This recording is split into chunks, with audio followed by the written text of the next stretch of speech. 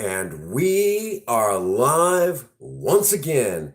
Hello, everyone, and welcome to the Prince Magnum channel where hot rodding and romance do coexist. I'm your host, Prince Magnum. Welcome once again to another live stream of Sober Talk. Okay, this is the one that I've been dying to do, but couldn't wait to do Sober Talk, so here we are again. I asked someone to give me to remind me of a topic. I hope they remember because if not, I'm going to be winging it because I don't remember what topic I was supposed to talk on today. Um, One of those things, I can't remember everything. I get, old age or something. I don't know. But anyhow, I'm going to start getting things set up on my end so I can keep track of the chat and do my best to answer some questions. Now, along with that, I know there's a few things that I thought I might talk about tonight. Who knows? Um, it's just one of them things. As everyone starts kind of coming in, we'll talk about some current events. What's going on, Harrison Ford universe? Talking about sobriety tonight, talking about me being sober and doing things like that. I know Think Different will be in here just shortly if he's not already. Already 2 people on the live stream and 2 likes. My goodness, that was quick. I like that. I like that. So, good old Project Spirit. What's going on, Queen? Welcome to the live. We got a big sober talk tonight. If everybody can remember what tonight's topic is, I can't remember. I know I'm supposed to talk on something, but I can't remember what it is. And if I can't remember, if no one can remember what I said, remind me to talk about this tomorrow.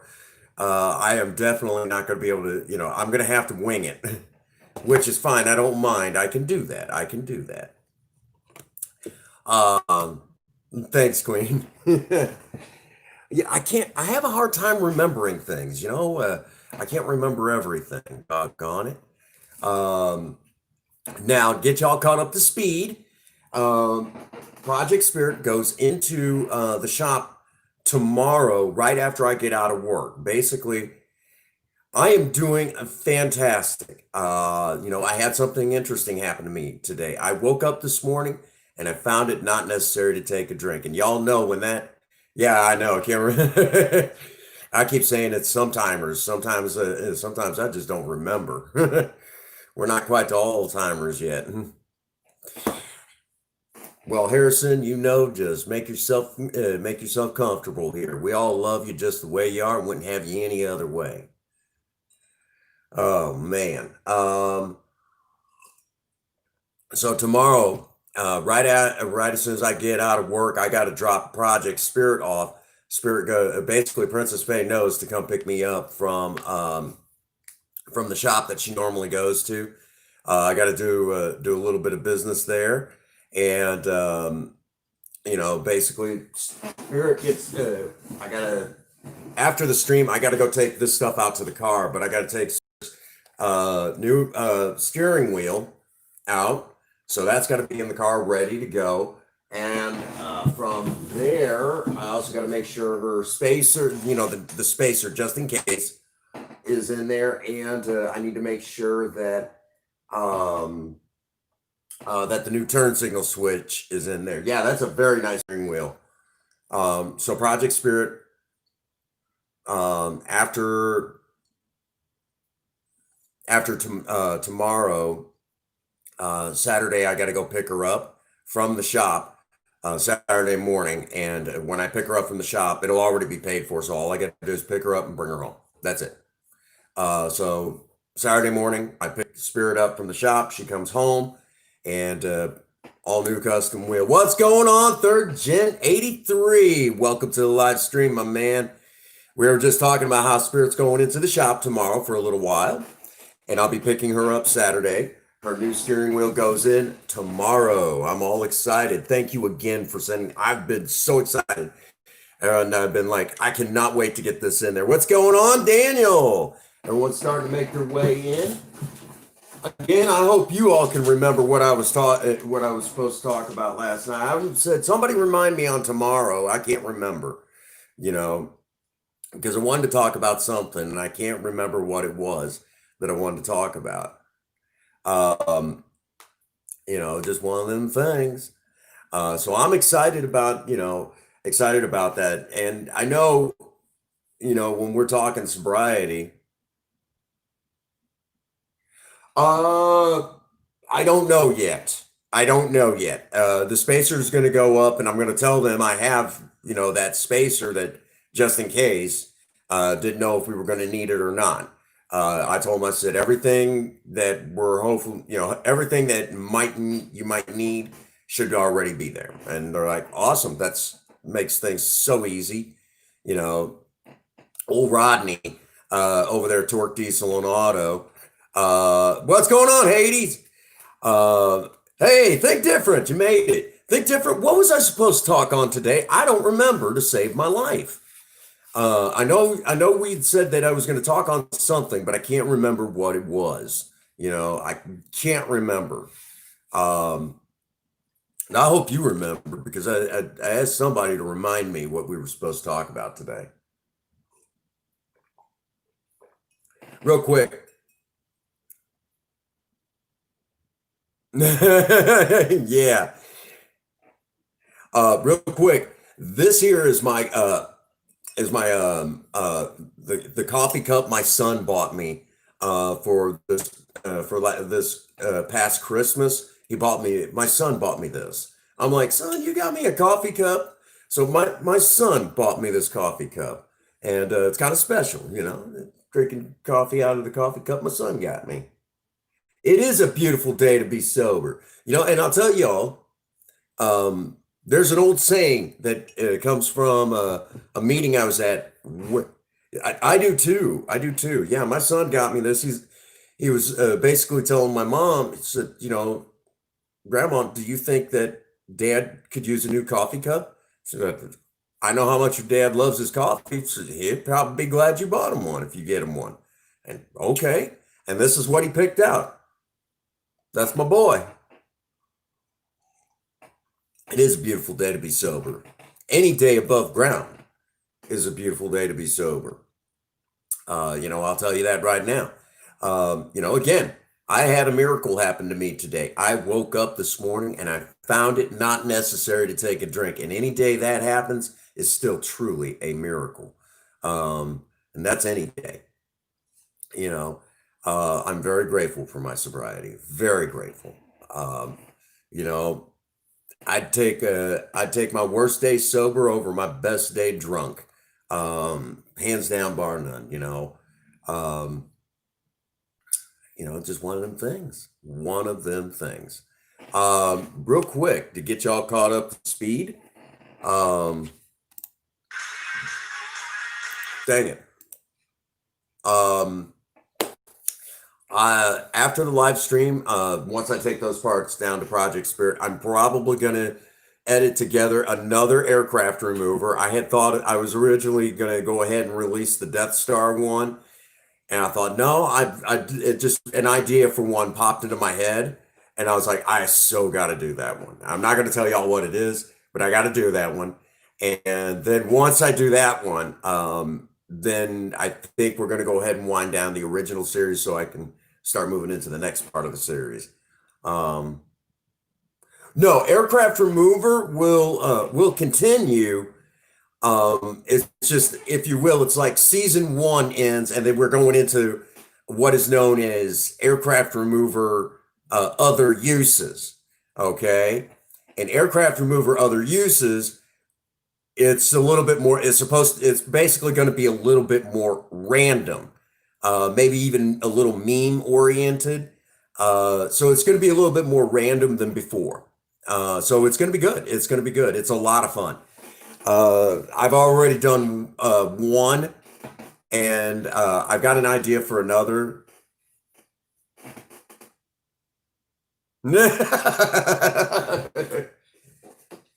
Now, Harrison, there's nothing wrong with aircraft remover. Don't worry, I got the lid on tight. It's okay. The lid's on tight.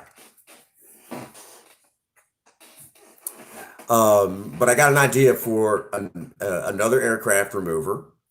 And oh, for the record, the only vehicle that has withstood aircraft remover here on the Prince Magnum channel has been Project Spirit. It just strips paint. Some things are harder to break than others, I guess. Oh my gosh.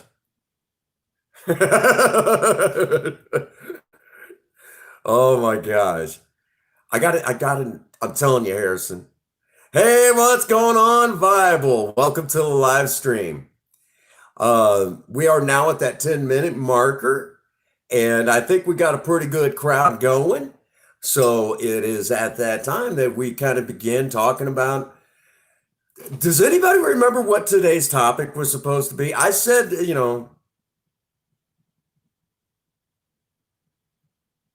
you go. I'm kind of right. Well, I did break one finger one time. Believe it or not, it was my middle finger. I got ticked off. I was hung over and I got ticked off and put my fist through a door. And when I did, I broke my finger. Yeah, that hurt. Put my fist through a door. Kind of.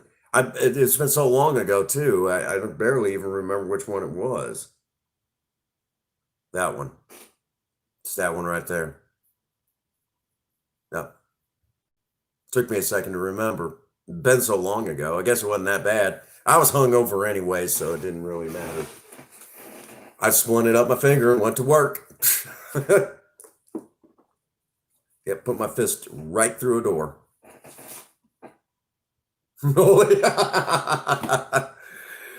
No, I'm not the only one who's done something that stupid, hung over. All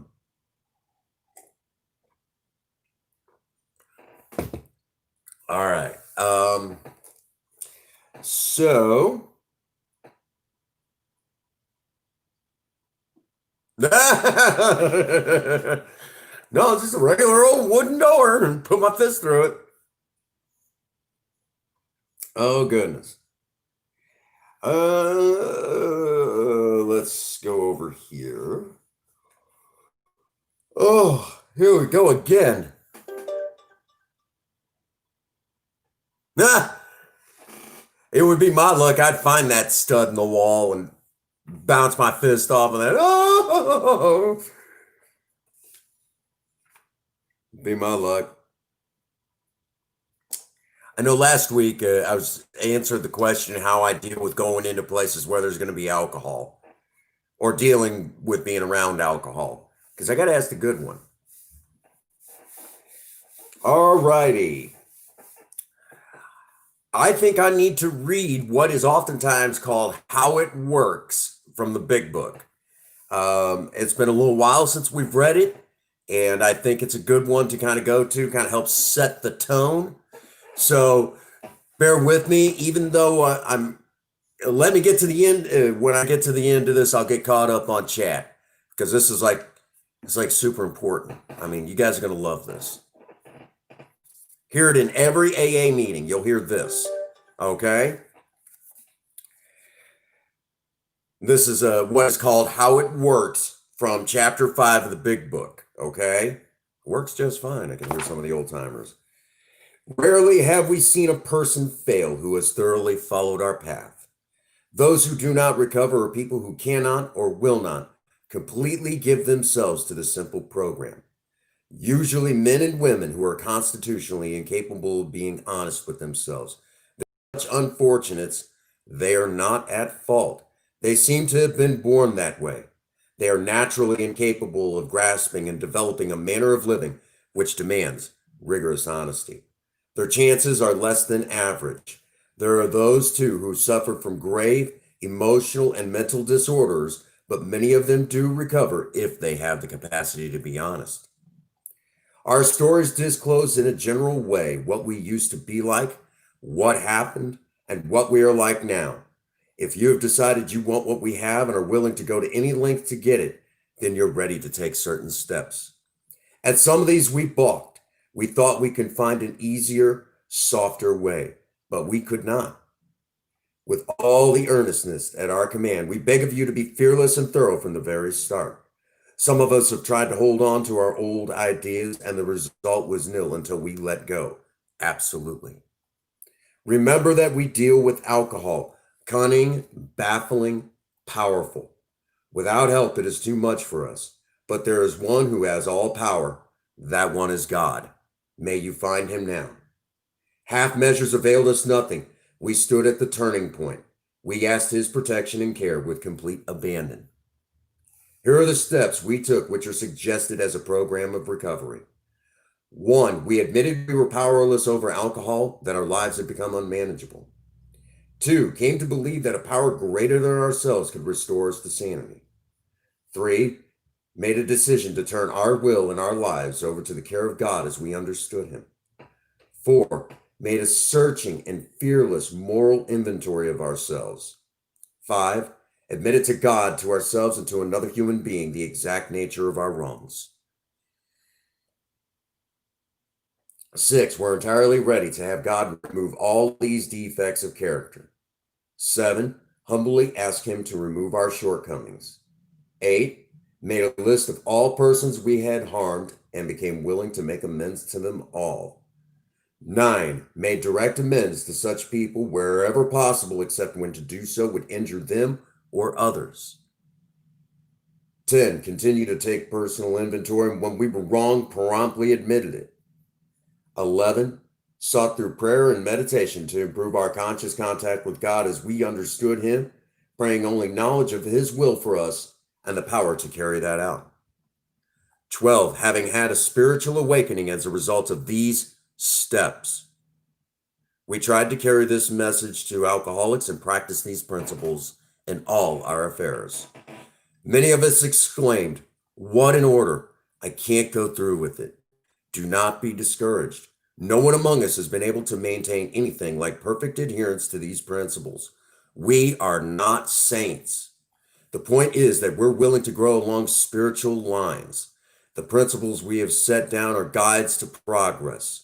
We claim spiritual progress rather than spiritual perfection. Our description of the alcoholic, the chapter to the agnostic, and our personal adventures before and after make clear 3 pertinent ideas. A, that we were alcoholic and could not manage our own lives. B, that probably no human power could have relieved our alcoholism. And C, that God could and would if he were sought. You hear that in every AA meeting at the beginning of the meeting, and it always kind of sets the tone. Usually at that time, I'm kind of, kind of looking around the room when I'm at an AA meeting. I'm kind of looking around the room, kind of getting the lay of the land, and kind of thinking about what we're probably going to be talking about that day, depending on, if I know the topic or not, kind of thinking about the topic. Sure thing, Viable. Go right on ahead. Real quick, Mike and filming. Welcome to the live stream, guys. I'm sorry I was in the middle of reading, hardcore. I was in the middle of reading something that was so important to me, and felt that you guys had to hear it. Go ahead, Viable. What's going on?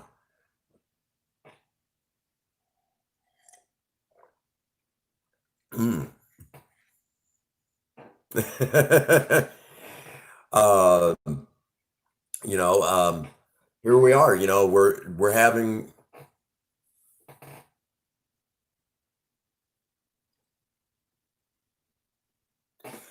That is a good question. That is a dang good question. Thank you, Harrison. All right, Bible. I'm gonna set your mind. If you are an atheist, you have plenty of room to get the steps. I actually said this in an AA meeting, and it's very rare I say this. If you don't get the spiritual side of the program, you don't have to. Think of it this way. Steps 1, 2, and 3 are designed specifically to keep you busy, to get the crap out of your system. You know, all the alcohol kind of get you clear-headed enough so you can work the rest of the steps. That's really, I mean, steps one, two, and three. That's all you got to do. Okay. Um, Steps one, two, and three just keep you busy to get the crap out of your system. Steps four through nine are designed. Okay, now that's another good question. For those, I don't normally talk about. Nothing wrong with that. You don't have to drink. To answer your question, Bible, let me do it like this then.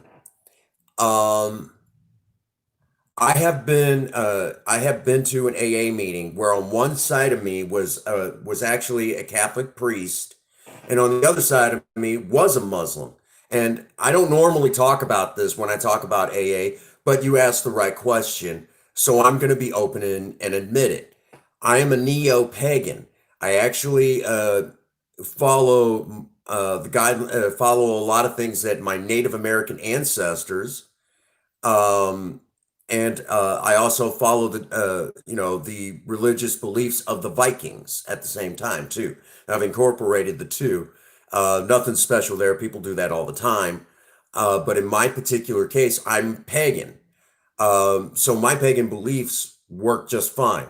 When the cameras are off and when I'm not in an AA meeting, and when I'm dealing, with, hey, what's going on, Blucky? So, basically, you could be. AA is designed for people of all different faiths, not just one faith that has numerous denominations. AA is designed to be kind of across the board for religions of all sizes and shapes. Well, I'm glad you enjoy sober talk. It's also designed for the atheist and the agnostic.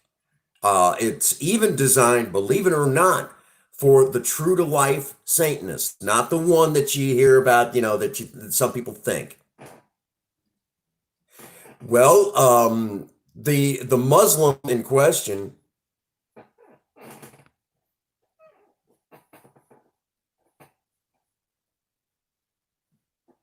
Okay, and you're perfectly fine with that. Um, you know, um, every now and again I get with some of my pagan friends and we talk. We talk spirituality, but then and that helps me with my faith. But along with that, if you will, um, sober man helps me with the spirituality aspect of my sobriety. And this is something very commonplace in AA. There are those that will go in, talk to their preachers and pastors. Oh, no, no, I am nowhere near. I am just a guy trying to stay sober. I'm nowhere near that special. Don't, there are people who are a thousand times. I would love to have. There are some people I would love to have their sobriety. They're amazing, and I look up to those people. The sober man is a person I look up to. He's the person who I genuinely admire. Um, as a matter of fact, that's why I asked him to sponsor me, is because he's just so, he's such an amazing guy. I mean, he's got an amazing story. And I keep telling him, I said, we need to record you for the channel because I think everyone would really get a kick out of it.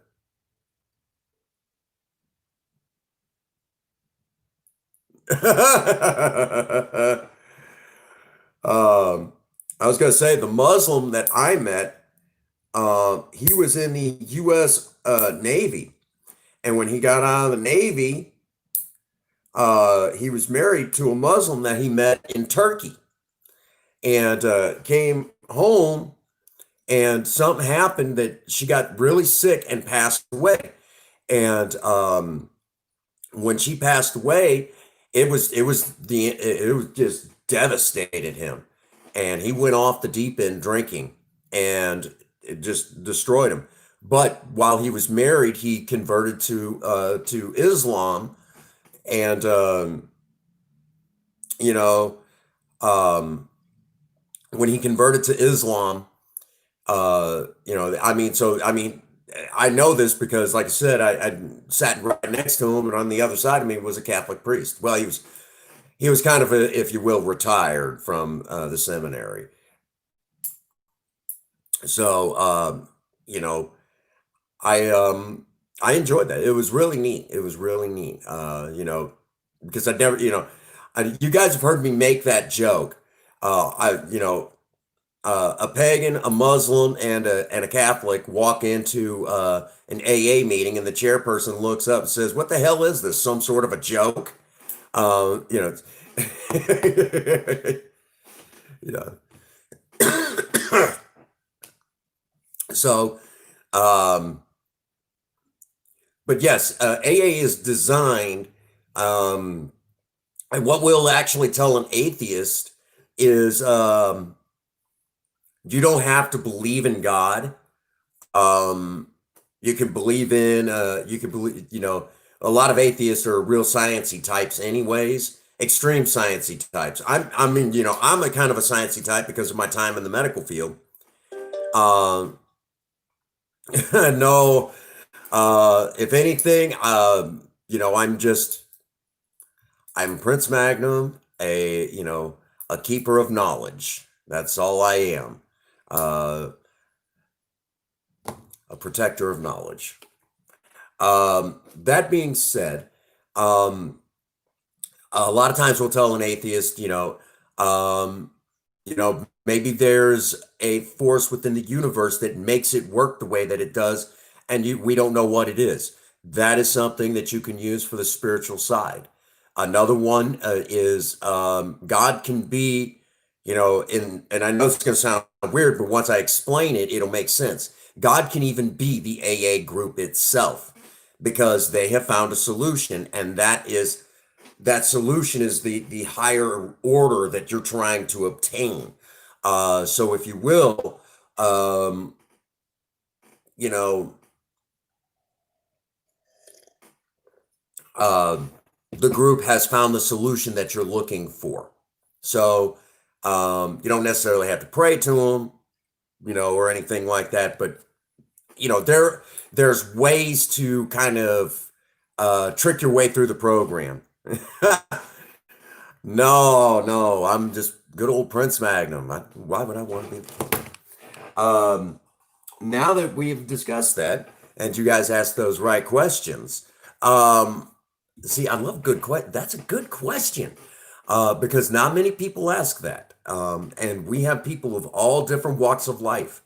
And I feel bad for that one Muslim because he lives in this area, and of all the things, trying to be Muslim in the Bible Belt, that's got to be tough. Um, it's hard enough being pagan here in the Bible Belt. Well, I appreciate that, Blucky. I appreciate that. And you are one of my dear friends that helps me stay sober. And don't you ever forget it, okay? You are important to me. You help me stay sober. You and every last one of you in here, okay? Every last one of you in here right now are helping me stay sober today. So I know a lot of times with everything going on in the world, oh my gosh, all the horrible stuff and everything going on out there. And sometimes we get in our head, maybe I'm not that important. Maybe somewhere deep down, I'm, uh, you know,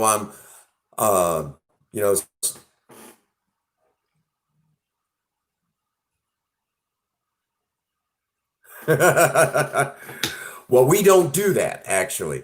Oh, it's okay, Viable. Believe it or not, believe it or not, Viable, I'm going to tell you the honest to goodness truth. You're going to appreciate this. Um, we don't allow religious talk in an AA meeting. In the old days, there was actually an old timer where I lived in the old days. This is a long time ago.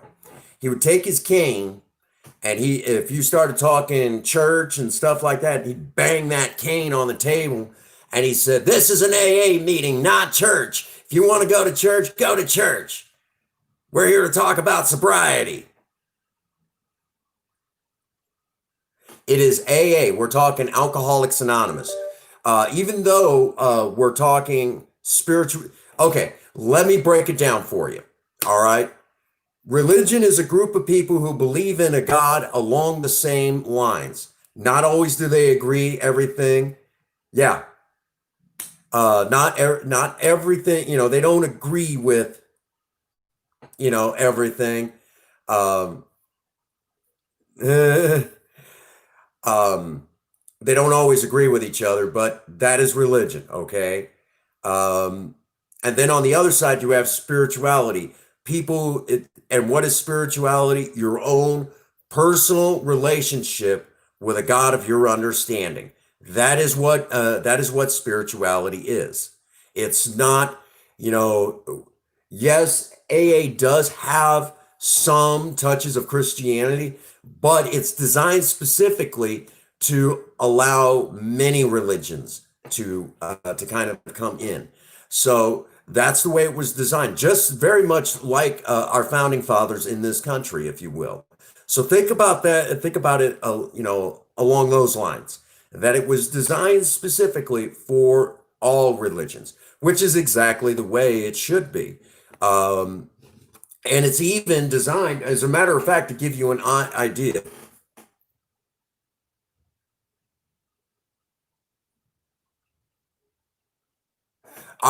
Believe me, Bible. Yeah, oh, I know. Believe it or not, um, I've there's actually a topic that I've been wanting to talk about, but that is definitely not for sober talk. But yeah, yep. Uh, so religion, we don't talk religion in Alcoholics Anonymous. Yeah, uh-huh. But in AA, we actually have a chapter in our book. You're gonna love this.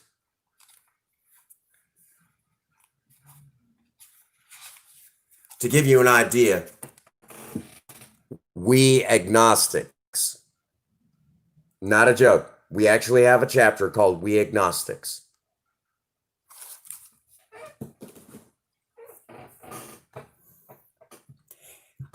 I finally remembered what I was going to talk about today. um, hey, what's going on, Gavin John? Um, I meant to get into Gavin John's live streams.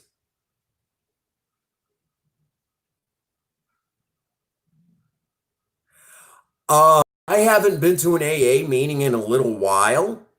Um, but I need once the meetings start opening back up, then I need to take my butt to an AA meeting with the rest of me attached to it. To be honest with you, I there's a couple meetings right here in town where I live, awesome meetings, and I need to get over there and hang out with the gang, because they are some awesome people. Let me tell you, my friends in Alcoholics Anonymous are absolutely fantastic people. If you've never been to an AA meeting, you should check one out because there's so much fun listening to the stories. And we alcoholics, whether we'll admit it or not, we're some sick puppies.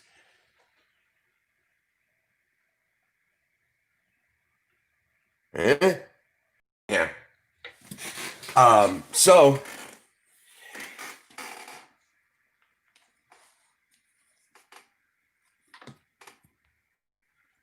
well, now hold. Hey, Harrison's still here. Okay, let me say this. Okay, um, alcoholism doesn't go away ever. As a matter of fact, there's actually a passage in the book that'll really kind of break it down. I have run AA meetings before. I've been the chairperson, and I've had started two different AA groups before.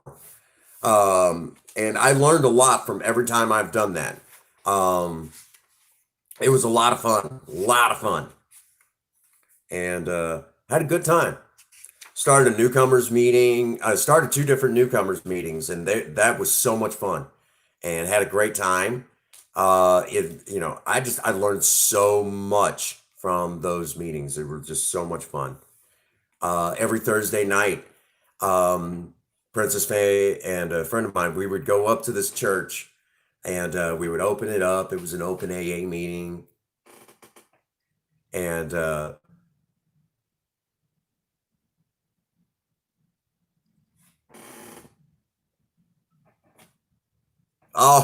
thank you, Hades.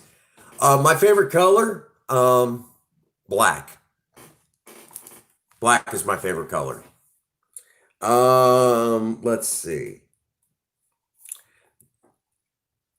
There was something that, oh, I remember where it's at. I remember exactly where it's at. It'll be into action.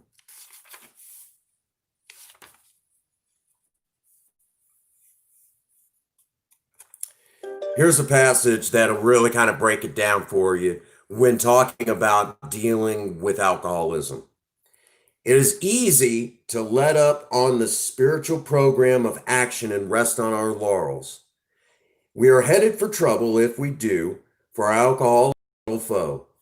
We are not cured of alcoholism. What we really have is a daily reprieve contingent on the maintenance of our spiritual condition. Every day is a day when we must carry the vision of God's will into our activities. How can I best serve thee? Thy will, not mine, be done. These are the thoughts which must go with us constantly. We can exercise our power along these lines all we wish. That is the proper use of will.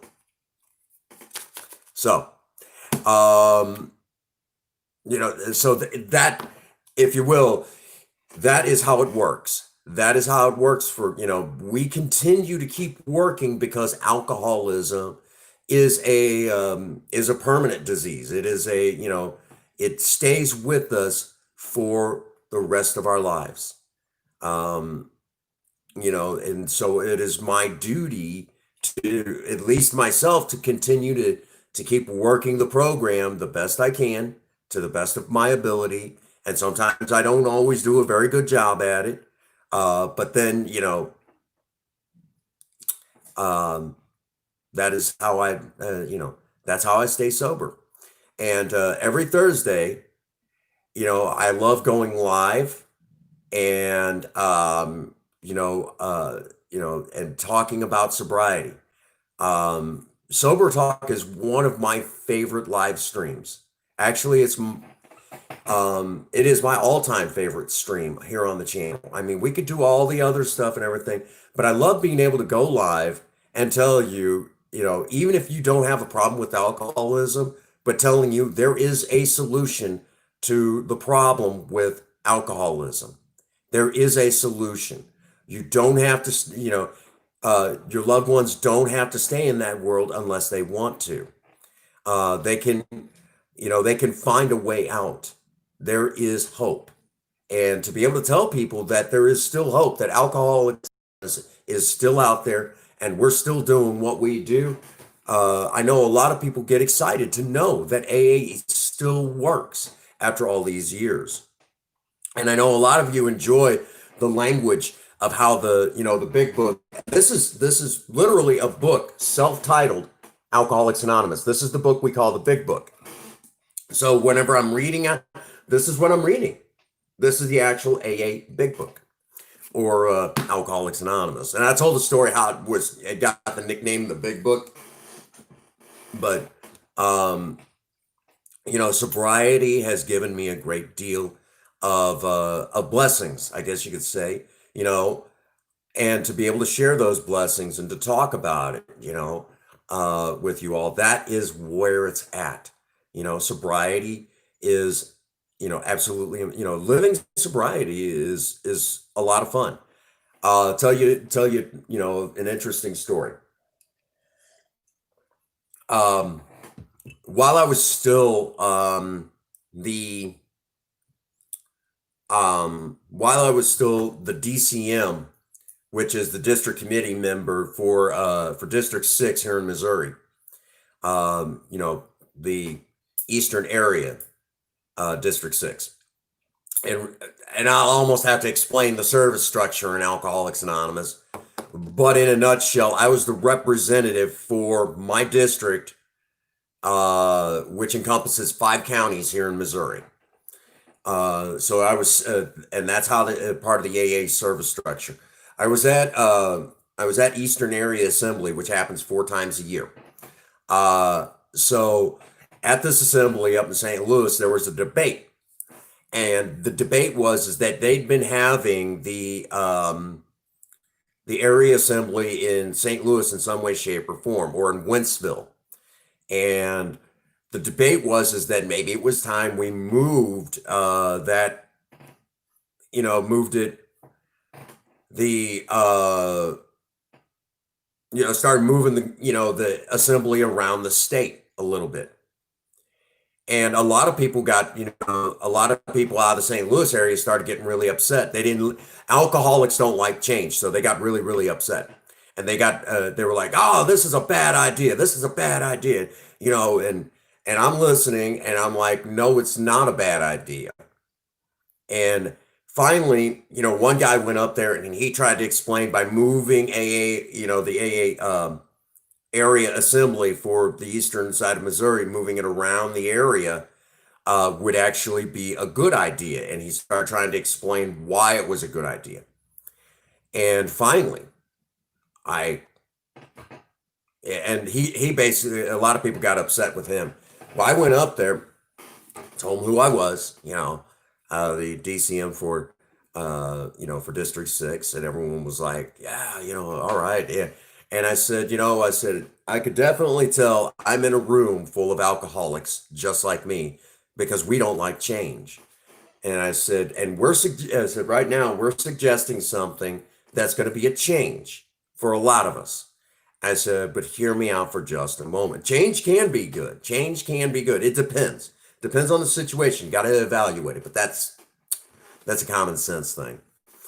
And I said, here's what we got to look at, folks. When you're talking about this sort of change, I said, there are a lot of people that are scared to death of coming to St. Louis. They're scared to death of coming to St. Louis. I said, I'll be sitting there talking to somebody and say, tomorrow I got to go up to St. Louis for, the area assembly for Alcoholics Anonymous. They're like, you got to go to St. Louis for that?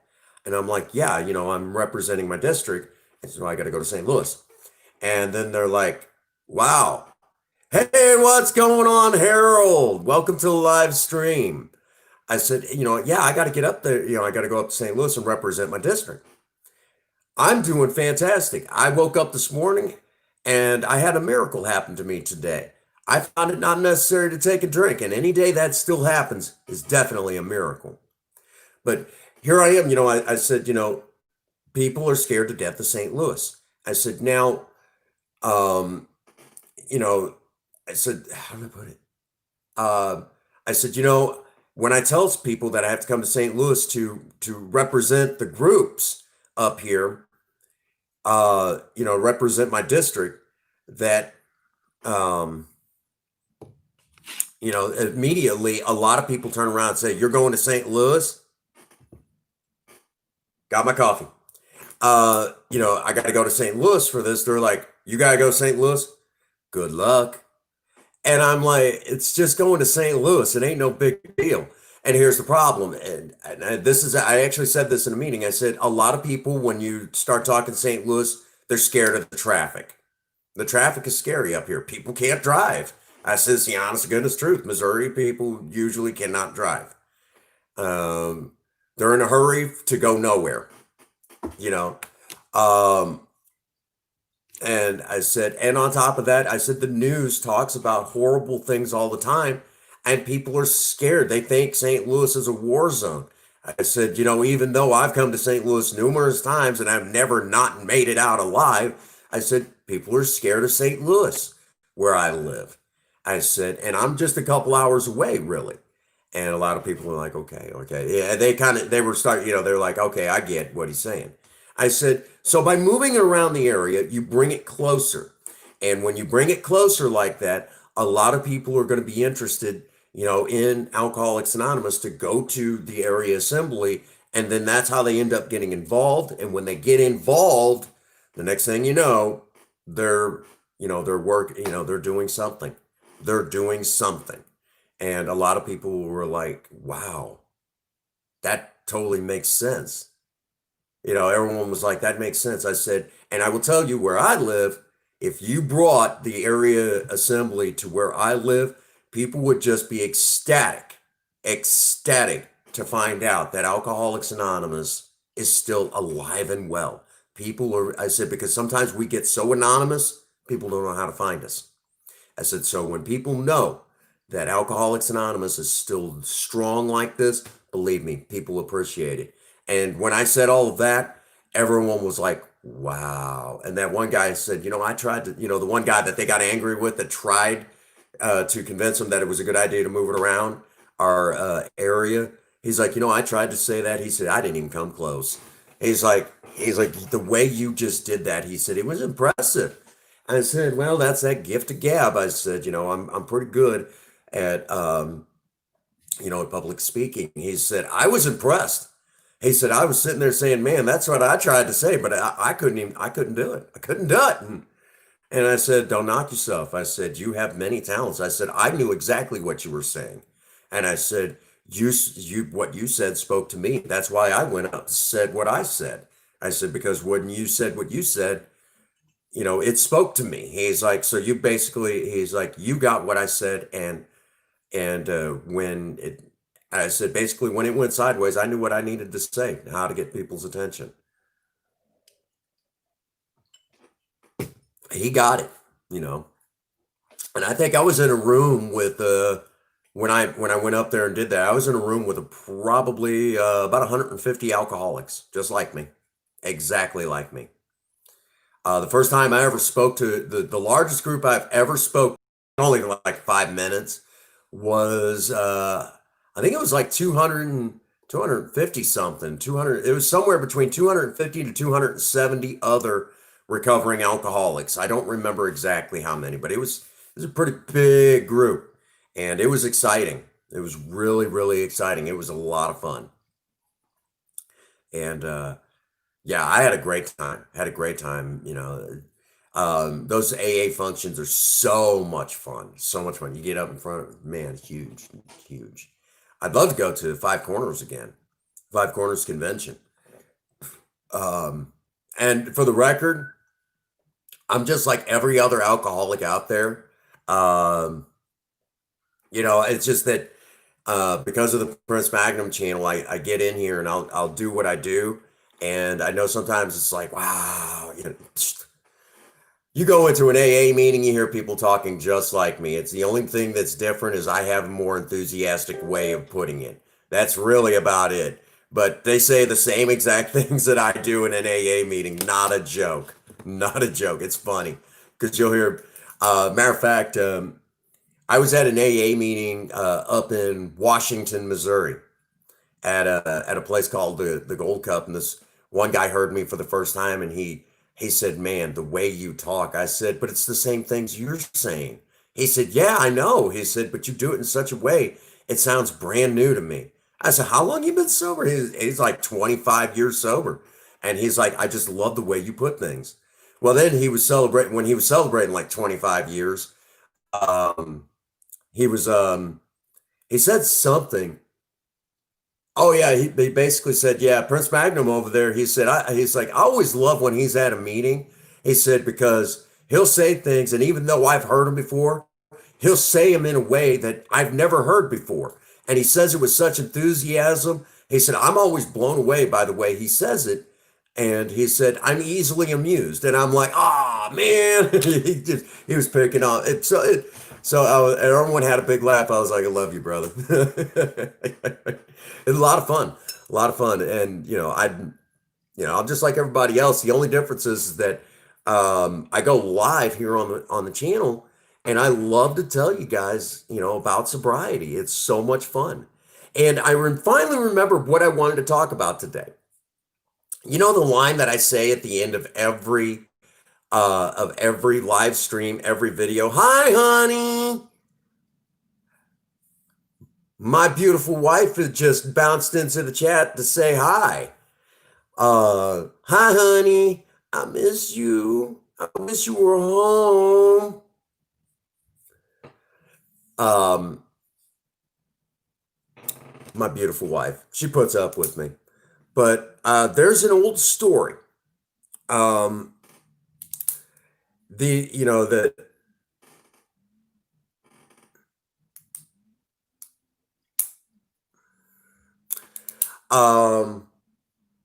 let's see.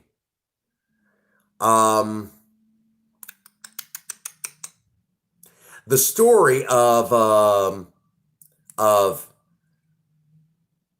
the line that I use at the end of all of my videos and all of my live streams, where I say, if nobody's told you that they love you today, Prince Magnum does. God bless you and have a happy 24. That is an actual line that goes way back in my history. I actually say that in actual AA meetings. Hey guys, you want to take care of that little, there we go. Let you guys take care of that, and there we go.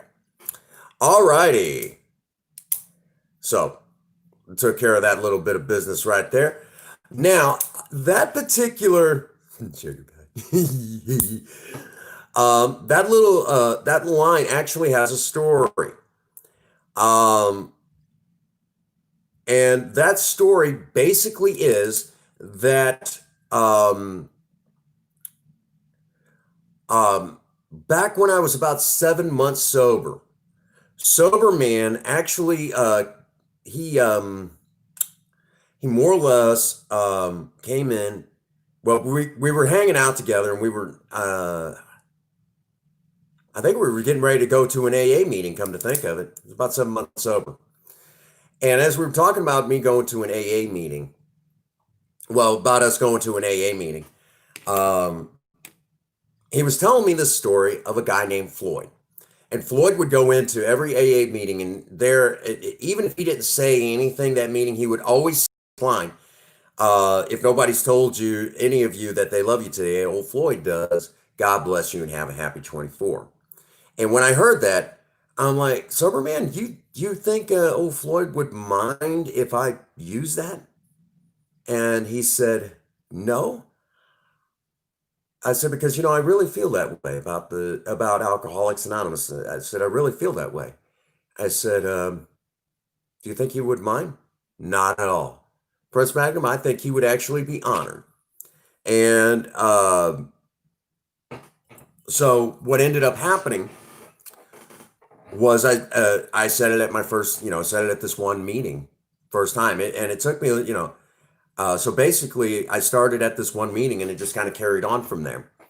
And every now and again, when I'm at an AA meeting, I'll tell this story about how when I was 7 months sober, hearing sober man tell me about that for the first time.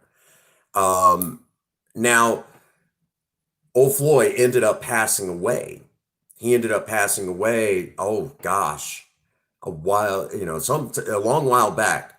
And sober man and I were talking about going over and seeing him, making a special trip to see him, because he got to the point where he couldn't see anymore. He was losing his eyesight, so he didn't get out much. But we were going to go over and see old Floyd. Well, didn't get a chance to. But one of his kids came to an AA meeting, the one that I happened to be at, to tell us that old Floyd had passed away.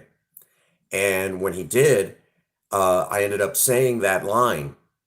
And he said, it's nice to know that Dad's, the line that Dad said in every meeting is still alive and well. And he gave me a great big hug, thanking me for continuing that little something. How you doing, Mr. Cartoon?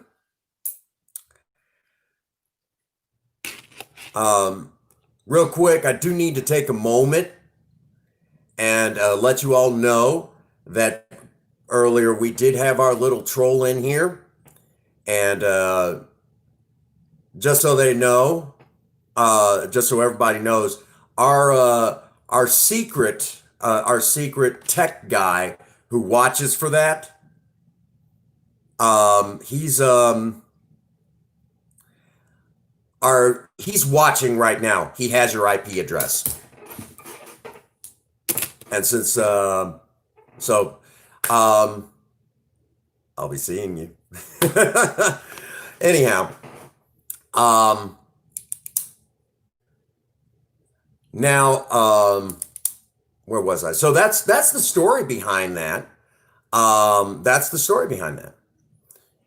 So if you will, um, if you all wondered about that, wondering about where that line came from. And now, for those that don't know, obviously, God bless you, that whatever you believe in, God is kind of a generic term in Alcoholics Anonymous, just whatever you believe in. But the Happy 24 always kind of throws people off. Okay.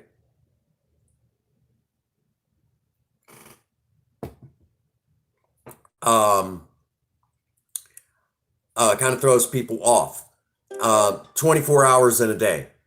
And alcoholics like me live one day at a time. Well, no matter what he does, he's still giving me views. Thanks for the watch time.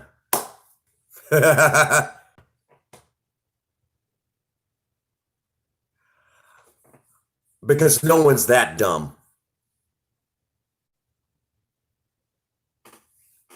Yep, that's right.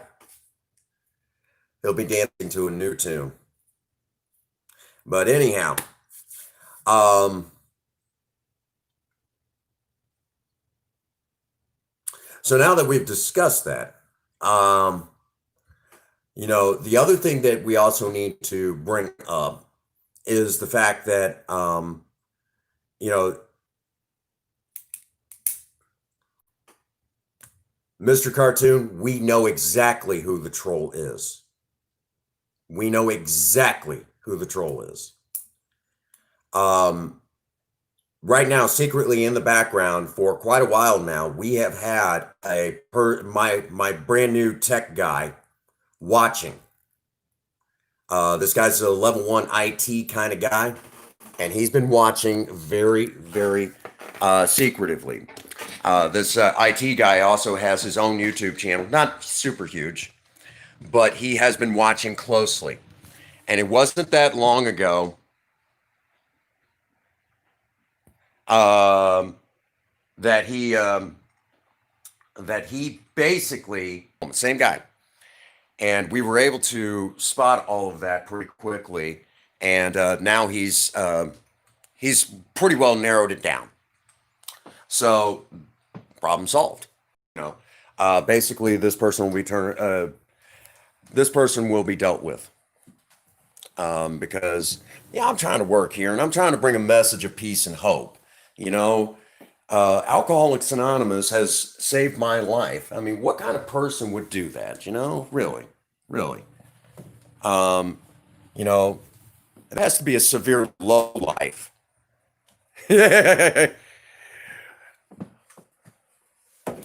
I'm scared of the dark. Somebody hold me.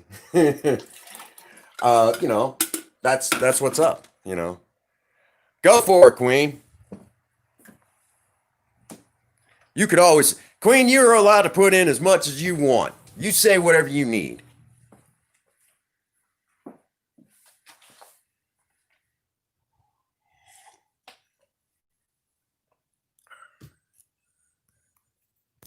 Mm. Well, it's not my fault. Mommy and Daddy didn't cuddle them enough. It is a worldwide thing. As a matter of fact, well, we've had some struggles with reaching other alcoholics in in in certain parts of the world. Believe it or not, in your Muslim countries, um, and Third Gen kind of touched base on this. We have had a problem with The fact that certain Muslim countries are not very fond of Alcoholics Anonymous, so they don't exactly.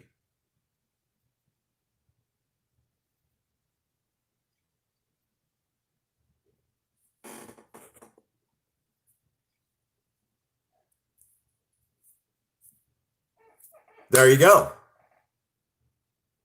There you go. Thank you, Queen. Well said. Um,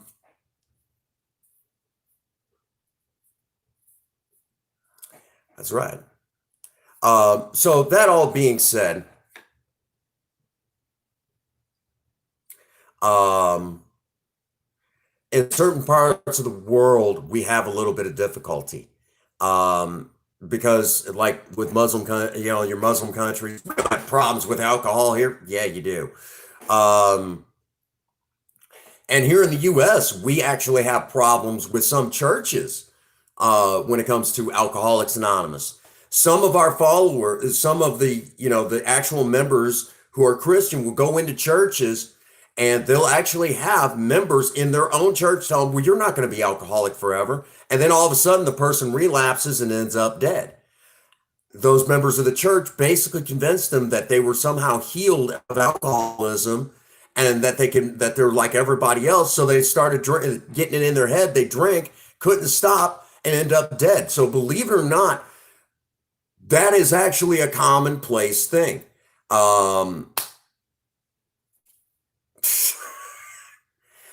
So because of that, you know, because of that, we've had numerous alcoholics end up dead because of some ignorant people within the church.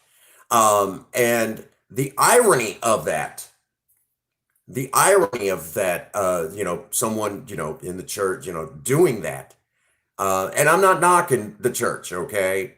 That is just something that happens, that they're ill-informed. As a matter of fact, when I first got sober, when I first got sober, um, I tried the church thing again. I tried it.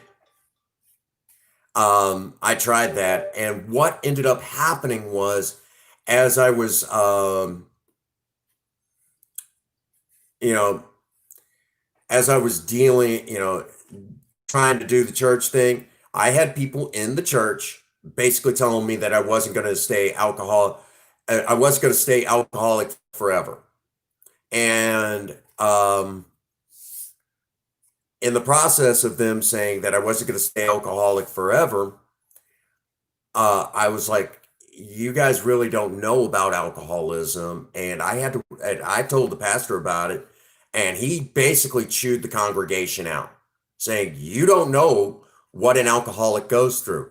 I've seen it being a pastor of a church, you know.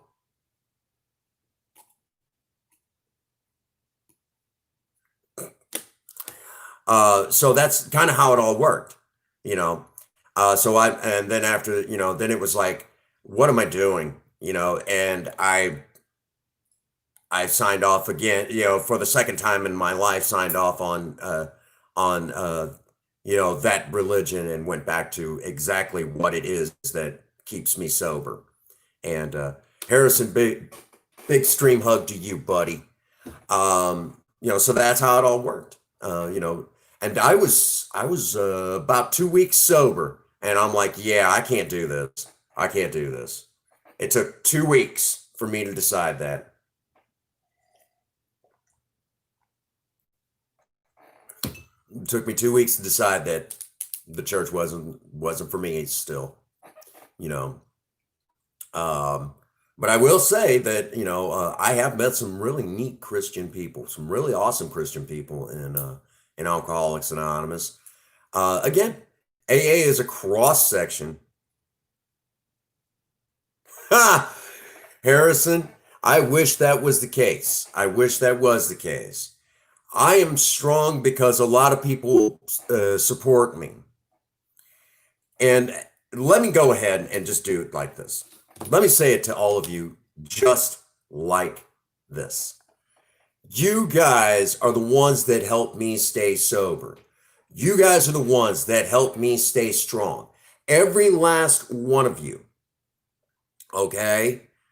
You guys are the ones that, um, without you guys supporting me, I'm going to tell you, let me say it like this. It's been a minute since I've said it exactly like this. I am a selfish alcoholic. Being in recovery, I am selfish.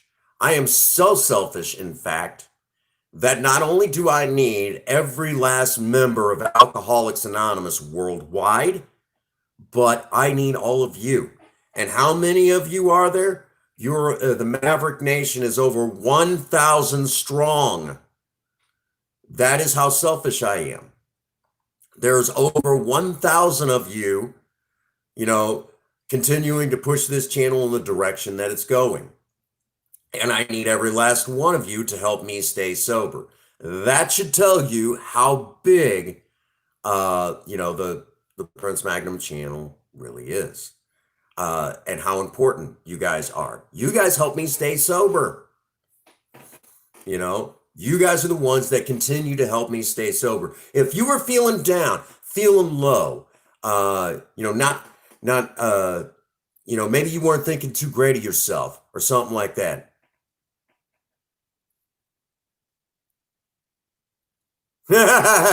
You know what, Queen? I'll jump over there. Yeah. What's going on, Kevin? What's going on, Kevin? Good to see you, buddy. So, Queen, if you feel it's necessary to kind of catch me off to the side, it's important enough as it is. Okay. So it takes all of you out there to help me stay sober, not just the members of Alcoholics Anonymous. One of the reasons why I love,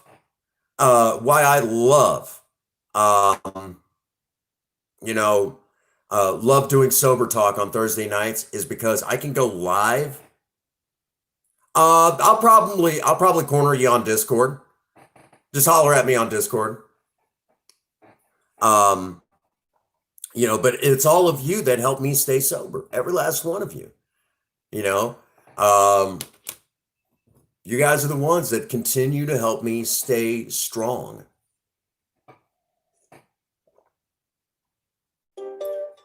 And,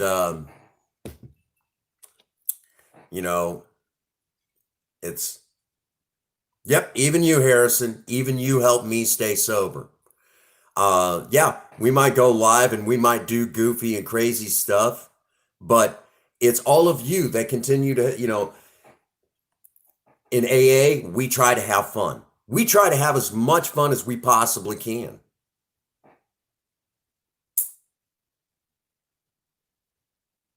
Queen, you go right on ahead. And you just have fun in here. You know that.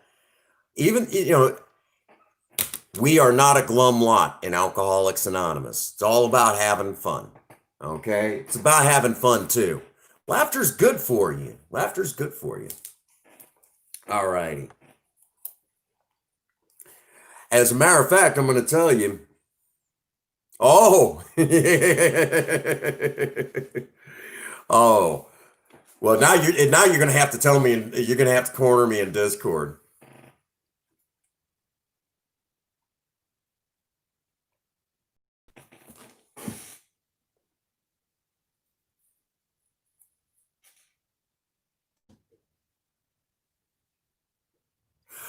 Oh, Kevin, you're going to have to get you missed it. There, you're talking about Aircraft Remover.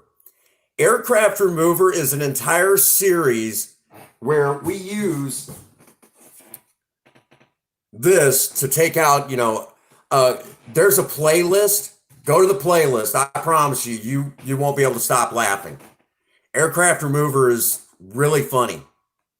Start at the beginning and just go on through the playlist. You won't be able to stop laughing. Promise. Promise. Actually, I got an idea for another Aircraft Remover. It's going to be funny. It's going to be really funny. Fifth Element. Anyhow. Uh-oh, I hear the front door. I hear the front door. My beautiful wife is home. Hi, honey. You can come in and say hi to the gang. Oh, everybody's going nuts. They're going. Harrison's in here.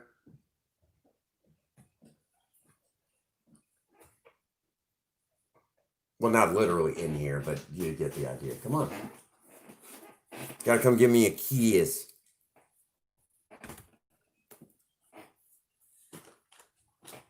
Okay.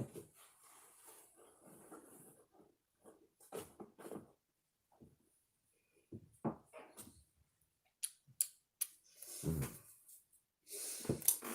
You smell like pizza. I know, I love it. All righty. What's going on, John? Welcome to the live stream. Well, Harrison, I'm glad I met you too, buddy. See, everyone's glad you're here, honey.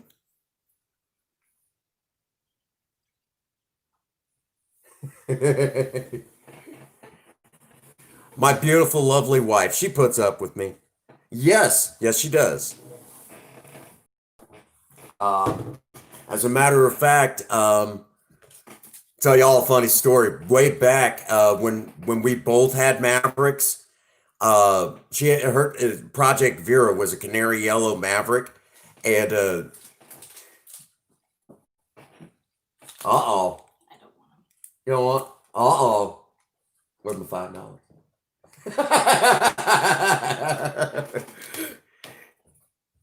Kevin Meyer says hi, honey. She said hi. She's really tired. Work kind of beats her up and everything. But anywho, yes. And I'm a maintenance man at McDonald's. McDonald's. Yeah.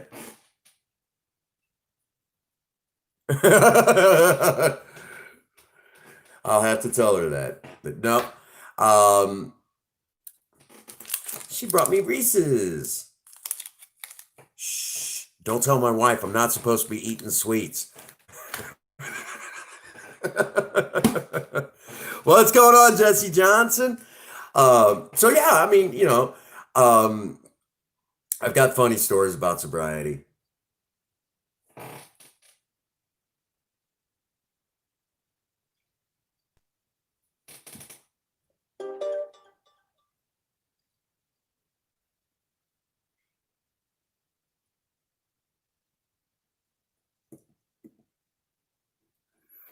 Man, that's awesome. Thank you, guys. Here you go. Here you go, Queen Bee. Here you go. Queen, I'm telling you, you and TFC Gaming, we're gonna have to come nab you guys up, and man, we're gonna have a. That would be so much fun having you guys in a live stream when I'm cooking. All you guys would have to do is eat the food that I was cooking. I think you would be okay with that, right? You guys would be all right with that. Uh, oh yes, Harrison, you too. You'd have to come. You'd have to be here. I know how much. Real quick, for those that don't know, here we go. Harrison, you know what we're gonna have to do? You're gonna have to be here for tomorrow's live stream. Yep. Foods, yep. Tomorrow's live stream, we're gonna be making soft shell tacos. Yep. Well, you guys can have all the booze you want. I'll be sipping on coffee.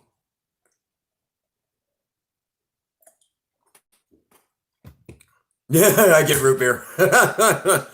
I'll tell you what, every year, we didn't get to do it this year. My grandmother passed away, so I didn't.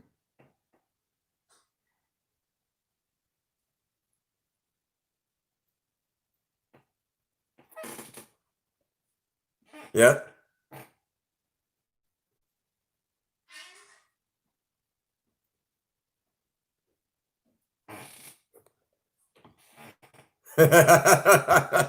Your guys are awesome. Yeah, I would. Yeah, I'll drink coffee. Well, I'll tell you what, Queen. Um, if you guys had, I actually make some kind of specialty flavored coffees. I make my own, obviously. You guys are familiar with that. Um, but hey, I understand Viable. Viable, you're going to have to be in here tomorrow because I'm making soft shell tacos. I'm making tacos. We all like tacos. Tacos are good. Tacos are life. Some of you just swear to God by that.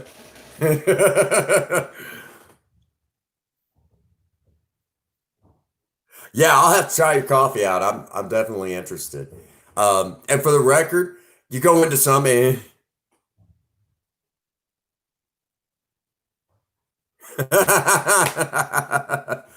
oh my gosh, that's awesome.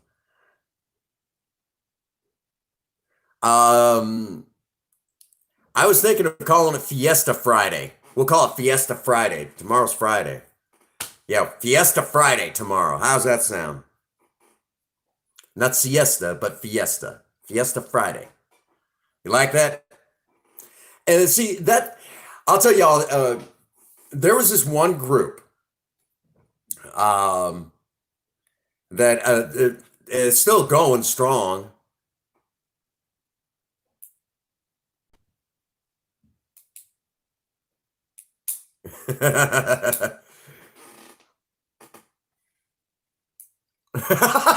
Siesta Saturday. Uh, actually, Saturday is Sexy Saturday. We gotta, I'll be getting makeup slathered all over my face. Princess Faye. I don't know if I think she said she's got an idea for my makeup Saturday. And oh boy, you know, my makeup, she did, I showed some, well, we've got the Discord, and in the Discord, quarantine music. It's all right, Hades. And that's just it. One of the benefits of being sober is I could do so much and have so much fun. And I remember what I did the next day for the most part. You gonna go relax, honey? Okay. If you need me, we're getting closer. Are you all right, babe? Okay, honey. Thinking her belly hurts a little bit. Hope she gets feeling better. So, again, that's one of the benefits of yeah. So don't forget, Saturday night, I'm in drag makeup. And if you've not been in the Discord, oh, buddy, in the Discord, we've got pictures of me, from just about every live stream where I'm wearing makeup. Last Saturday was pigtails.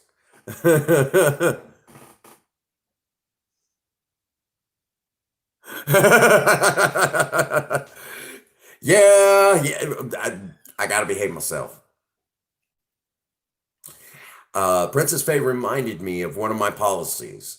One of my policies is that I don't necessarily.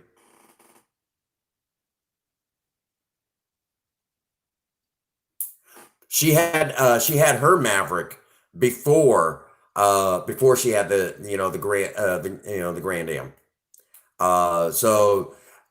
Originally, this channel at one time, back in our earlier days,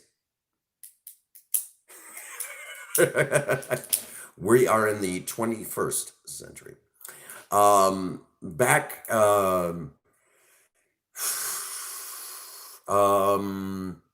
it was about 5 months after we got Project Spirit, we got Project Vera, and we had her close to about a year, and or thereabouts.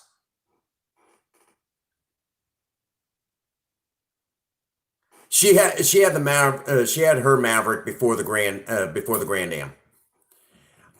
So that was, yeah, it's probably about, I want to say, yeah, it was about 6 months after we got Project Spirit that she had her Maverick. It was a real funny thing because she said, "Oh, I wouldn't mind having a car like Spirit." I was like, "Really? Okay." A couple days later, someone showed up at my job and said, "You're the guy with the Maverick, aren't you?" And that's how it all went down.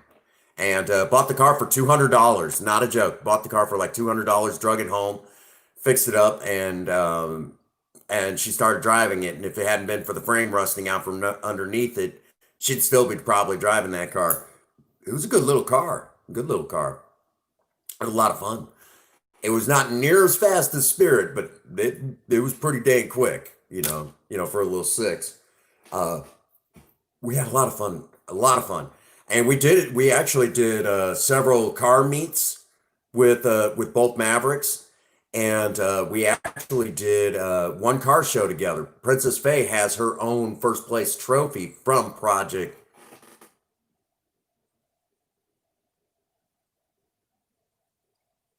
Ooh, you're giving me some ideas.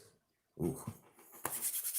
Anyhow, so yeah, if it hadn't been for that, I mean, car was good on gas too, really good on gas.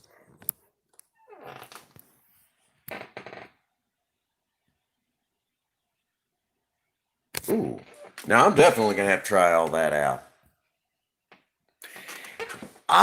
She told me where it came from, but I will be honest with you, I don't remember. I don't remember, but I really don't remember. But Vera was a good little car, and it was real funny because we went to a car show. Well, how we got invited to that car show? Uh-oh, I gotta make coffee. Um, we went to this car show because these people were looking around for people to come to their car show, and when they came when they were looking around for people to come to their car show, they we were actually getting new tires on Vera. Well, I followed Princess Faye over to this. I had followed her to the place where we were getting tires put on Vera and Spirit, and they were like, "Wow, I haven't seen that. I haven't seen two Mavericks together like that in a long time. My goodness, let alone one Maverick. It's been a while since I've seen one Maverick, but let alone two." And then that was the wife, and the husband, looks at his wife and says, "I wonder if they know each other." Well, later on, they seen us at that car meet and said we're actually married, and they're like, "Oh my God, a his and hers project." But yeah, that was where it all came about. And ironically enough, you guys might like this. The old timers, the old timers in the hot rod community where we live, they always got very, very. They always, they always leaned more towards Vera than Spirit, and it was because it was a woman's project, and they liked that. They thought that was really, really neat how it was a woman's project car. So, yeah, I had to start a pot of coffee. Me without coffee is like trying to have an ice cream cone without the ice cream. It's all right, but kind of boring. Anyhow, so there we are. But yeah, I mean, sobriety's is a lot of fun, and I've got to do a lot of things in sobriety. Oh, I started the Prince Magnum channel in sobriety, and for the record, I've had an idea for a channel like this for years. I just never did it. And here we are. We're doing it. And you all come along with me once a week on talking about sobriety. Man, that is awesome. There's a lot more women doing car stuff today than there used to be. A lot of them. No, I was the one who had the Maverick first. Princess Faye got hers right after mine. Hey, everybody. Gang, we got a special friend in here. This is our dear friend, Miss KJ Del Rey. And for those that do not know, KJ Del Rey is a dear friend of ours. She's one of those. She's one of the fine people that really. Well, holler at Kuko. Let him know Thursday nights we talk about sobriety here on the channel. Kuko's an amazing guy. I get such a kick out of him. I don't get over and see him enough either. There's a lot of you out there that are so you know you guys know that. Uh, oh, Kevin, you taking off? All right. All right. Well, it's good to see you, buddy.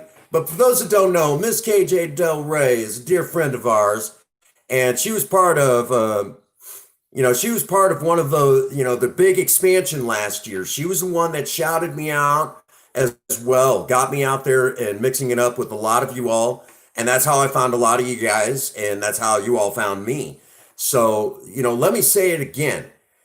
There are some people here in the Maverick Nation that if it wasn't for them, you all would not have found me. And KJ is one of those people that helped kind of get me out there.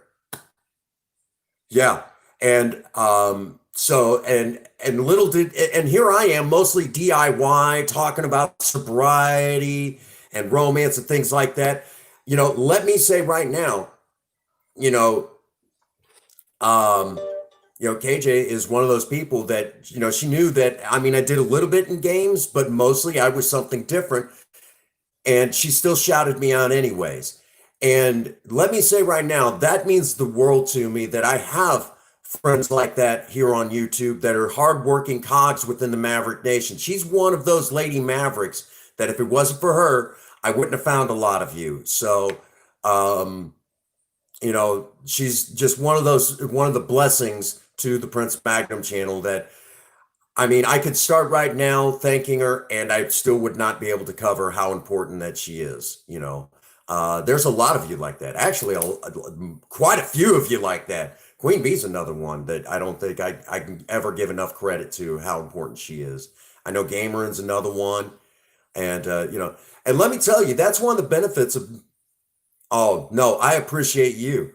And let me say it again. Let me say it again to all of you that every last one of you are super, super important. Viable, you honor. And let me say to all of you that it is, that you guys are important. You guys help me stay sober. If you were feeling down, feeling down in the dumps, didn't think you were worth much today, whatever was going through your mind, go through that head of yours, you're sitting there telling yourself, I'm not that important. I'm not special. You feel down like that. Think about this for just a brief moment. You're in right now in this chat and you're listening to me talk about how, on February 7th, 2006, I was beat up and I went in, I didn't know how to live life without a drink or a drug. So I went into Alcoholics Anonymous to turn it all around and things like that, and all these things, and when you guys listen to my story, you're helping me stay sober. And then in the process of me telling my story and telling you how it all goes together and everything, in the process of that, my story reaches other people. And then before you know it, when my story reaches so many other people, it might help them stay sober. And the next thing you know, they're telling other people how they got sober. And maybe they help other people find sobriety when those people are, at their rope's end. Who knows how many people are being helped right now by just you sitting here listening to my story. How big is that? That you just sitting there listening to my story about sobriety can help so many people out there. Who knows? Who knows how many people that we might indirectly help? Thousands, millions, who knows? And when you think about it like that,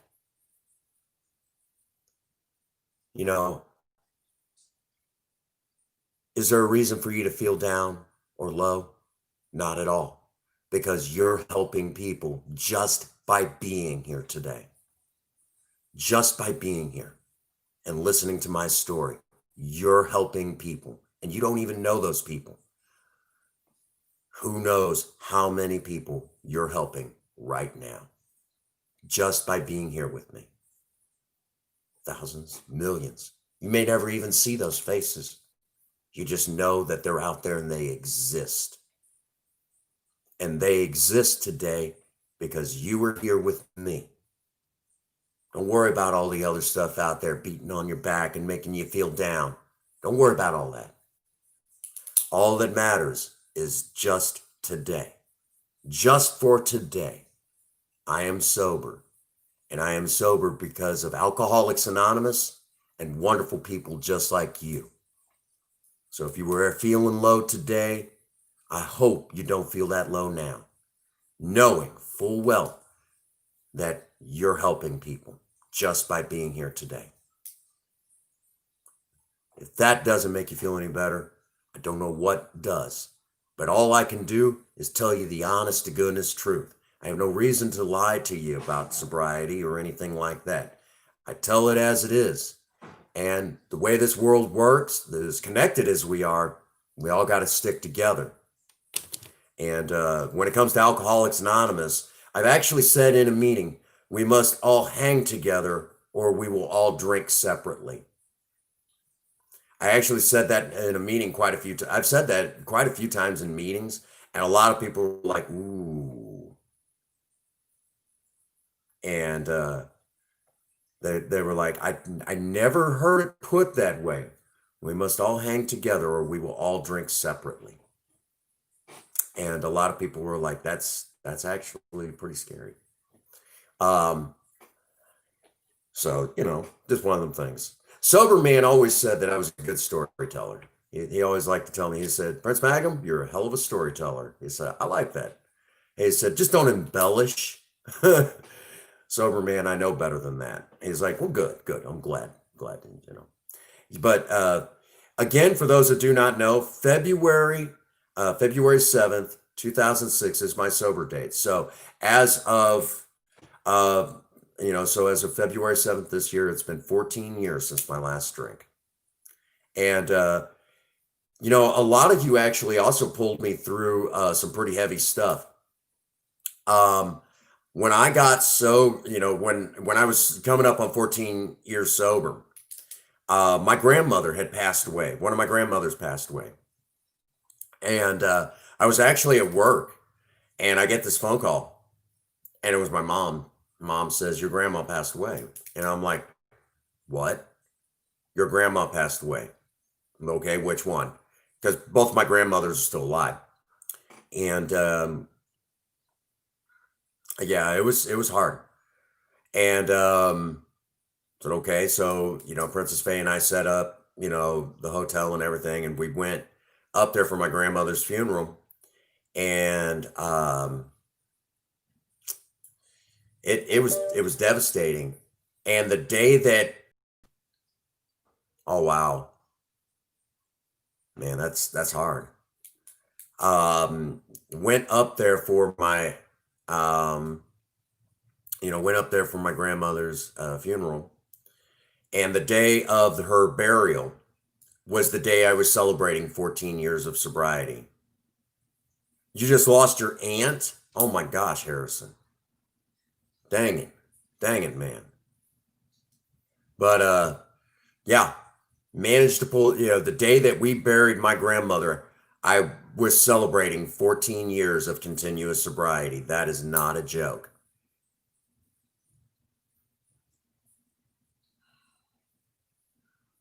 Well, Harrison, you're gonna have to tell me what day. April. Wow.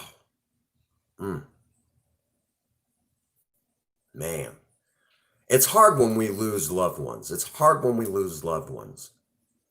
And you all heard the story of how, about the woman that saved my life and how I fell in love with her and, how she passed. I don't feel like crying, this late in the stream. So we'll talk about it again some other time, and, again,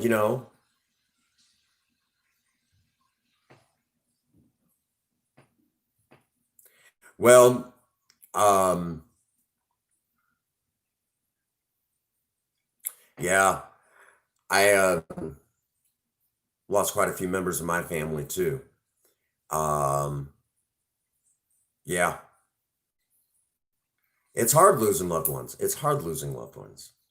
You know, it's tough losing loved ones. Just one of them things. I'm at that age now where, I've been given a lot of blessings, but I'm going to have to give some of those blessings back. I'm at that age. I'm going to be 41 this August. Oh my gosh. That is not that far away, guys. Gang, that is not that far. I'm going to be turning 41. When I got sober, I was 26 years old. And I remember my second AA meeting. They're like, "It's so nice to see young people in here." And I said, "Well, yeah, 26 is still pretty young." And they're like, "Wait a minute, you're 26?" I said, "Yeah." They're like, "My God, you have a young looking face." They couldn't believe I was that young. I used to look really young. And here I am. I'm getting old on y'all. I'm getting old on y'all. It happens, you know. But I've gotten married in sobriety. I've had two children, no, three children in sobriety. I have three children that have never seen me drunk. That is amazing. And I know there's going to be a day where I'm going to be a grandpa, which, I'm old enough now, I could be a grandpa. And I know if I continue to keep doing what I'm doing in sobriety, that none of my grandchildren will ever see me drunk. None of my grandchildren have to see me drunk. Isn't that awesome, guys? Think about that a moment. A falling down drunk like me. A falling down drunk like me. A guy who, at one time, I remember going into my. Yeah, I have five children. My oldest daughter is 18, going on 19. She'll be 19 in July. Call me Grandpa Magnum. Well, legitimately, even now,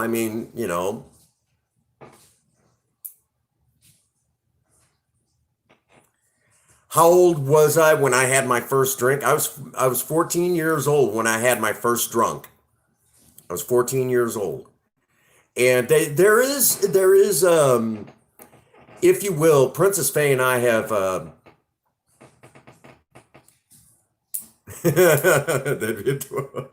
call me Grandpa Mac. That's awesome.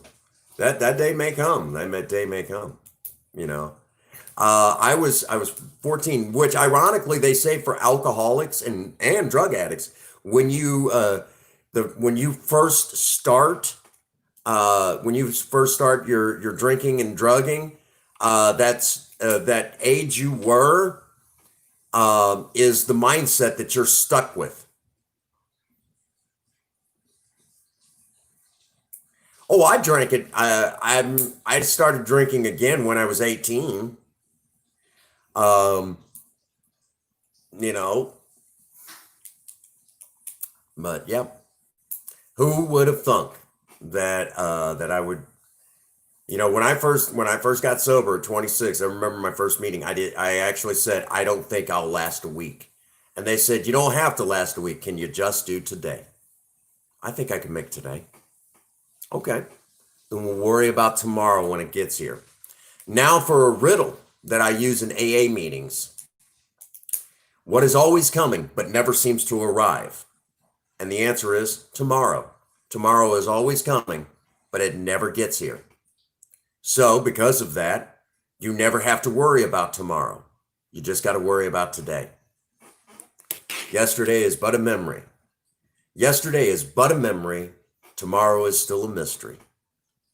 All we have to do is just stay in today. And that's the beauty of sobriety. And I get to tell you guys all that stuff. What is fear? Fear is an acronym in Alcoholics Anonymous.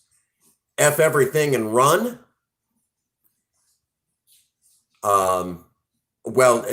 Sober man likes to say false events appearing real, and you have two options with that. F everything and run, or face everything and recover. Thank you, Harris. I appreciate that, buddy. So that's the three acronyms that work with the word fear. Nuts, not using the steps. Slip, sobriety loses its priority.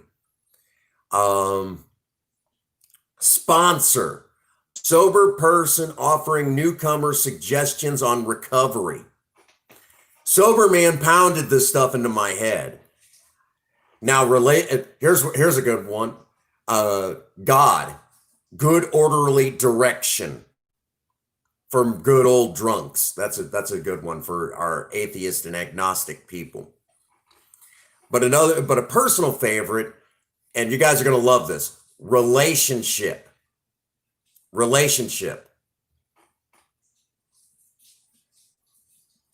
I can't wait for that day, Harrison. The word relationship. You guys are going to love this. Really exciting love affair turns into outrageous nightmare. Sobriety hangs in peril.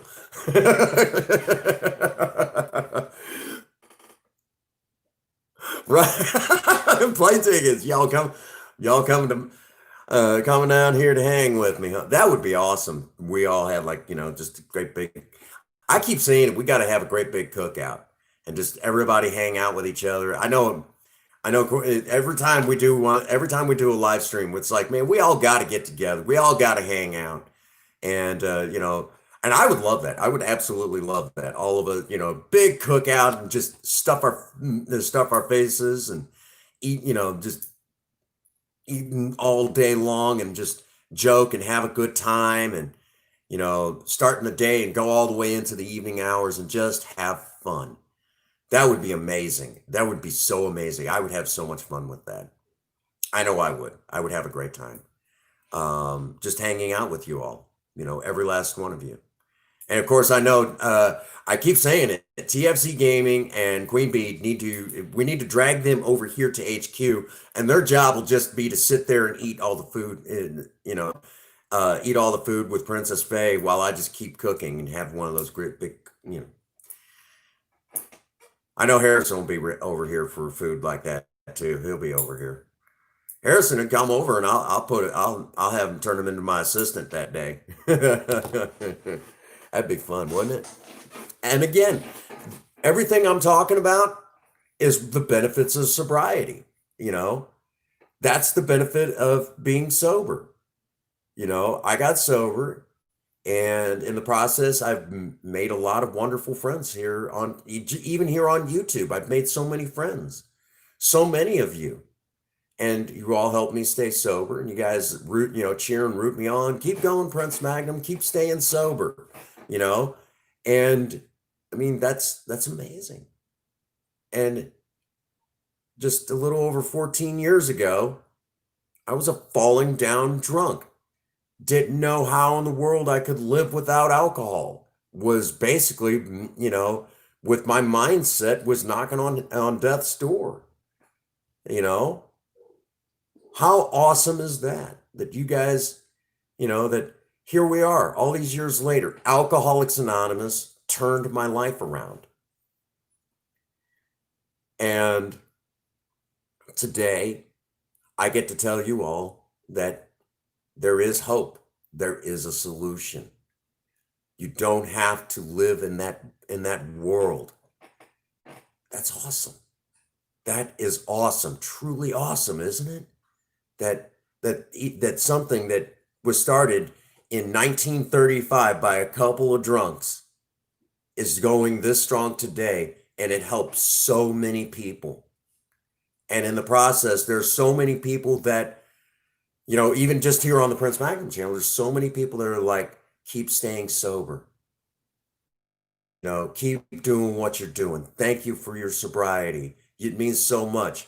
And, and in the process of, people saying that and basically sharing in the blessing of sobriety from, that I enjoy, even if you're not an alcoholic and you still enjoy a drink, you're sharing in my sobriety.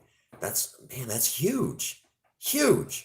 I can't, I never, if over 14 years ago, if ago, if you'd have told me this, I wouldn't have believed you. I'd been like, yeah, right. Yeah, right. It ain't gonna happen. Ain't gonna happen. And here we are today. So much for what I thought. So much for what I thought. You know, there's an old joke in AA. If you ever want to make God laugh, tell him your plans. You know, that, again, you guys are important to me. You help me stay sober. And without you guys, I would not be where I am today. You know, um, you guys are amazing. Thank you, Harrison. You know, just want to remind you all that you are important. I know a lot of people out there forget how important just being there and listening to somebody can be. And there are times I know when you all, uh, I mean, I've got the Discord, I've given my email out. If you're feeling low and you just need somebody to listen to you, you guys know you can get a hold of me. I would be glad to listen to you. You are not a bother. When you're feeling low and you need to let it out and, all that, just those horrible things, there's a lot more room out here than there is in here, okay? And you need to let those feelings out. I'm of no help if you don't ask me, okay? Reminds me of what this newcomer did one time. He comes up, he says, Prince Magnum, I almost called you last night. And I looked at him and said, funny thing, I almost answered. And it's just like, yeah, you got me there. I'm of no help. I'm of no good to you if you don't ask me for help. And I will be glad to listen to whatever's hurting, or you just need to, I had something good happen to me and I just had to share it with somebody. Great. Because when you do that, when you ask, when you share with me, you're helping me stay sober too. Believe it or not, you guys are going to laugh about this. Right? Right? Uh, you know, you guys are going to laugh about this. You guys would be shocked to know that back in high school, I was the shy guy. I was the shy guy. Today we call them socially awkward. We have to put fancy names to everything like it's some sort of disease. I was the shy guy in high school. Not a joke. No, I was the shy guy in high school. I was the shy guy for many years. The real, kind of skittish. Seriously, seriously. Um, and I mean, yeah, I was the shy guy back in high school. Most people find that hard to believe, but yes.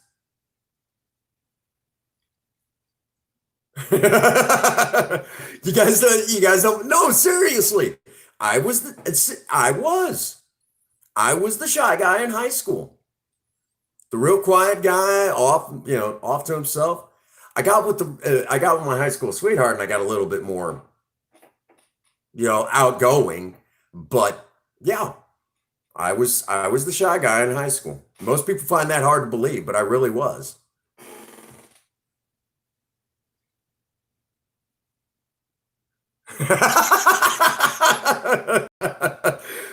Well, you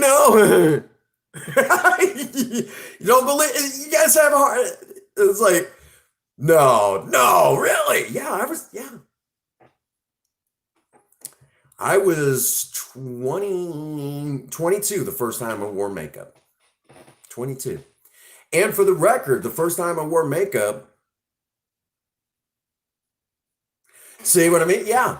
Um, and back then I was still in the early stages of dealing with my PTSD. Getting into sobriety, I had to have I had to have Vietnam veterans in Alcoholics Anonymous teach me how to live sober and dealing with PTSD.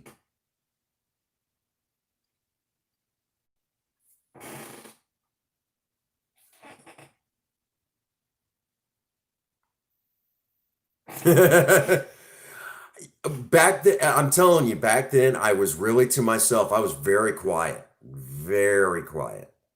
And I didn't say much back then. I kind of stayed to myself. And here we are today. We fast forward, gosh, um, we fast forward like, all these years later. How long has it been since I've been out of high school? Oh my gosh. Hang on. Graduated when you were 18. Of 17. Okay, so take 40 and subtract 17. 13 years. Been longer than that. Well, that would make you 30. So add 10 to that. 23 years. I don't know. I'm just throwing numbers out at this point. Hang on. I can't math. I just can't close your door. Okay. 23 years, guys. I've been out of high school for 23 years. I think I want to cry now. I'm coming up on where I've been out of high school for almost a quarter of a century.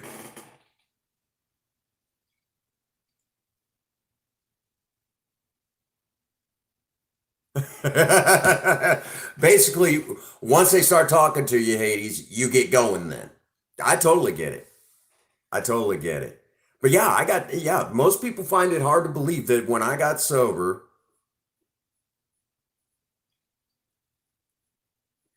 oh my gosh, yeah, I can't believe, and man, I'm getting old on y'all. I'm gonna be 41. I can't even believe it. When I when I make it all the way to February 7th this next year, it's gonna be 15 years. Hey, what's going on, Pisces? We're talking about sobriety and everything. I'm glad you came in. Um, you know, 23 years I've been out of high school. I graduated.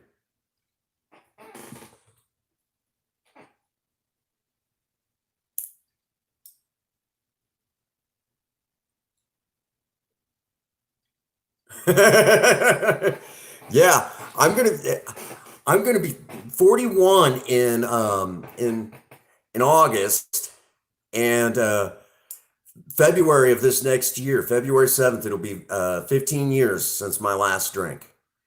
Man, that's crazy. That's some crazy stuff. I can't even believe it. 14 years, even that. Man, it's good to see y'all. Pisces, welcome to live. Pisces, you got to be in here tomorrow because tomorrow. Oh, Harold, you're 43? That's right. You told me that. Pisces, you got to be in here tomorrow. We're making tacos. We're making soft-shelled tacos. Yes, indeedy. We're going to make some soft-shelled tacos. All righty. Oh, I understand. It's so good to see you. All right, real quick, everybody. We got to take a moment here, all right? Miss Pisces Queen and her... Hey, what's going on, Sad Cat? For those that do not know, Miss Pisces Queen is 29. I remember 29, I think. I remember 29. For those that do not know, Miss Pisces Queen.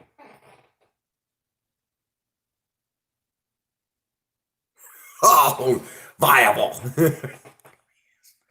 You honor this. For those that do not know, Miss Pisces Queen, if you've not checked her out, she's a dear, dear friend of the Prince Magnum channel. Her and her husband, psychopath Jason Killer, Wolfman Lewis, and of course the General Nation. These fine folks are super important to the Prince Magnum channel because they were also part of the big expansion that happened last year. We went from 355 supporters to a grand total of where we're at today, which the last I looked this morning, we were at 1,054. So because of people like Pisces Queen and, and Psychopath Jason Killer and Wolfman Lewis, and of course, the General Nation, because of them, this is how the Prince Magnum channel got to the point where we are this big. Okay. It was wonderful people like them. And because of that, I was able to reach out to all of you.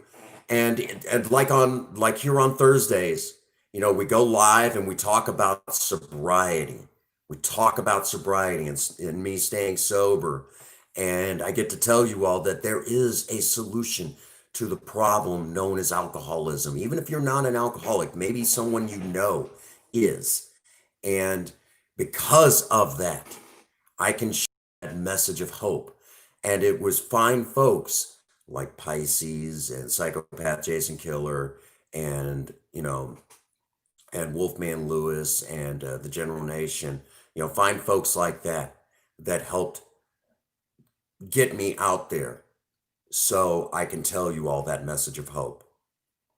And there's so many of you out there. I know KJ Del Rey was in here earlier. She's another one.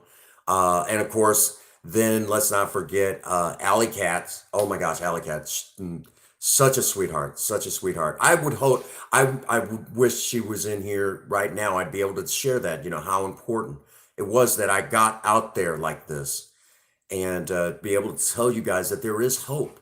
If you're struggling with that, who knows how many people we're going to reach doing this, trying to just carry that message of hope. To be able to carry that message of hope. Again, I want to remind you all, if you've been feeling low today, stuck in that world, and you just got the blues, maybe you don't think very highly of yourself today. Maybe you're just down in the dumps. Don't think you're important. You're here right now helping me stay sober. And when you're helping me stay sober, I can help continue to carry that message of hope. And who knows how many lives that we might save just in this live stream alone. Just in this live stream. Who knows how many lives we may save. How many people we could reach. Thousands, maybe millions. We don't know.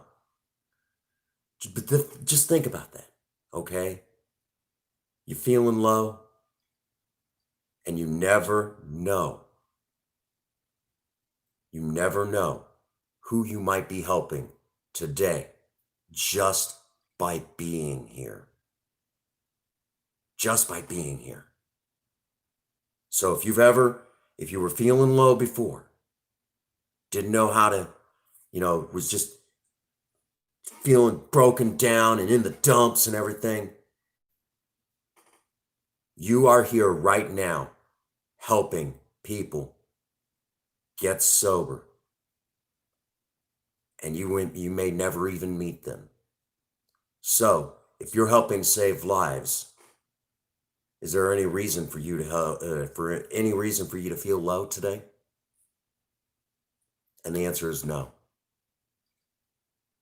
You're here today helping me stay sober so I can carry the message of hope that there is a way out from drugs or alcohol.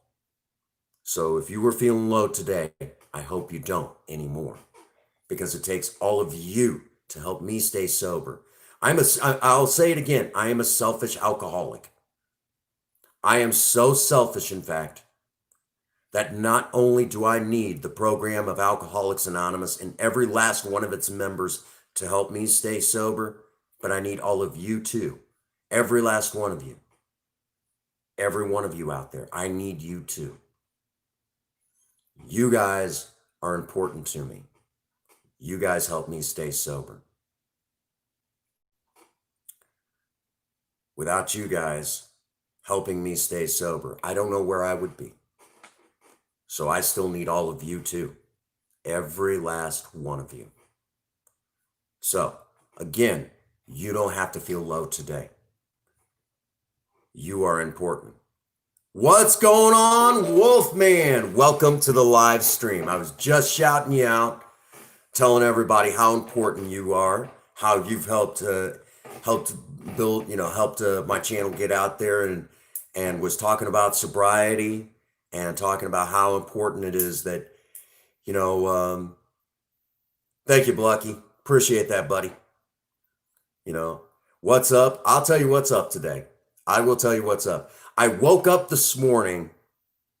I woke up this morning and um believe it or not, I had a miracle happen to me today. I woke up this morning and I found it not necessary to take a drink today. And you know, any day that happens, it is truly a miracle. It, even after 14 years, it's still a miracle that I can get up, get up today and find it not necessary to take a drink. That is amazing. And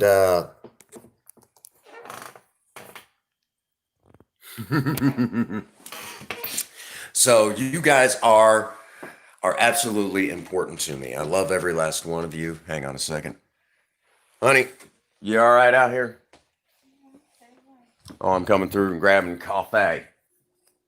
I need some Colombian bean juice. Actually, it's really funny. One time I was in Walmart buying my coffee, and of all the things, and I walk up to the counter with some Colombian coffee. I get up there and I say to the woman, "Is this really made from?" Oh, that's better. All right. I'm scared of the dark. Somebody hold me. Anyhow, thank you, Wolfman. Appreciate that. Love you guys. Love y'all very much. Ooh, you can tell I started coughing hard. Oh, talking the way that I do, my throat gets really dry and I start coughing. And then I'm around all this cleaning chemicals all day long at work. And it's just like, I get this horrible sore throat that I just cannot get rid of because I'm always sucking, breathing in bleach and hydrogen peroxide and everything else. So my throat is always sore. I was like, you better not be getting the Ronies. I'm like, you just be quiet.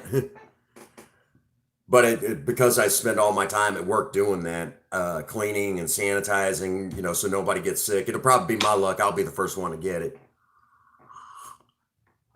That's how it'll go. No, I love you guys. You guys are amazing. All right. It is that time where I do need to begin winding it down. I do need to go spend some time with my beautiful, lovely wife, who is kind enough to put up with me on a regular basis. Tomorrow is Surviving Romance. So for those of you who love Surviving Romance here on the Prince Magnum channel, we will be going live tomorrow. And I'm going to be cooking something very special for my beautiful wife. I'm making soft shell tacos. I will be made. Oh, the coffee at Walmart. I basically said to the woman, I bought this Colombian coffee, and I looked right at her at the cashier, and I said, "Is this made from real Colombians?" And she just like,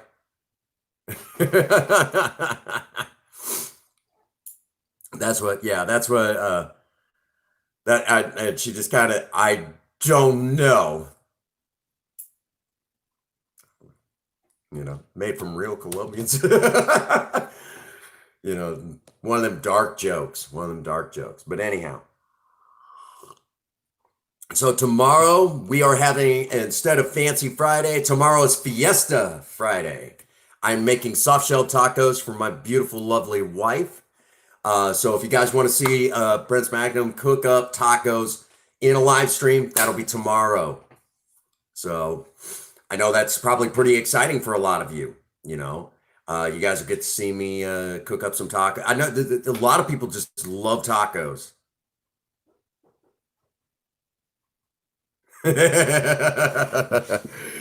Oh my gosh, that's funny, isn't it?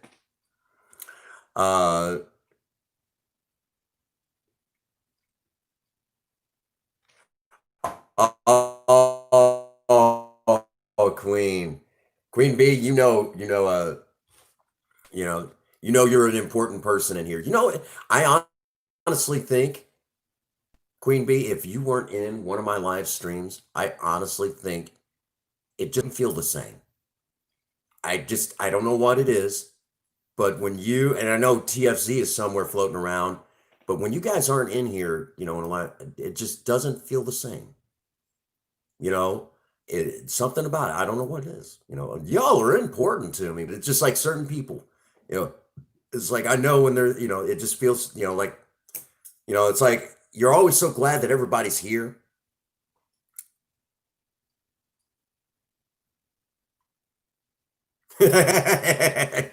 Well, tomorrow we are having tacos. I wanted to do kind of a hybrid. I wanted to do kind of like a hybrid cross, taco shell that was basically a cross, um, a cross between, um, crunchy and soft. I wanted to show you guys that one, but um, unfortunately, there's a shortage right now where I live on corn tortillas. So unfortunately, I have to wait. I have to wait. It's okay though. We can wait. We can be patient. So I'm gonna just make regular soft shell tacos, and we got got a few ingredients that we needed today. Princess Faye picked those up earlier today.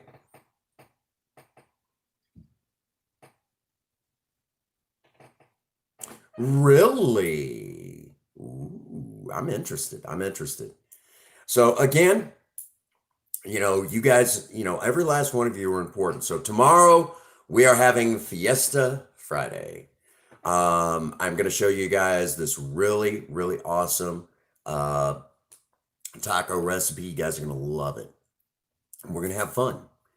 And then don't forget, Saturday night is Sexy Saturday.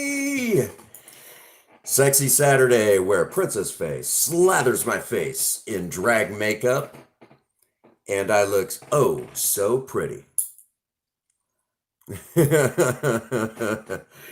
We have a lot of fun on Saturday nights, don't we? Oh my gosh. And Princess Faye is an amazing artist, whether it's makeup, paint, drawing. I mean, she's just an amazing artist. Um, you know, all joking aside and everything, all joking aside, my wife is absolutely amazing. She's an amazing artist. And I am very fortunate to have the wife that I have because she does do so much that, I mean, it's just, she's so talented. I don't think she realizes how talented she truly is. And I am blessed to have a wife like that. And, I can't say enough. I can't say enough about how amazing my wife is. One of the blessings that I have been granted in sobriety is to have a wonderful wife that puts up with me, that has so many amazing talents. So, all right. That brings us, see, Sunday. I'm not sure what we're going to do Sunday. Real quick, I know you guys are interested. We will be doing one more aircraft remover before we end the regular series of aircraft remover. Then we'll be going into aircraft remover, the other uses, and then after that, we still got our two spoofs to do, and then we can move on to the next project. We got another project coming up. So, gosh, that pretty well covers it. Oh yeah, she's an amazing artist. Amazing artist.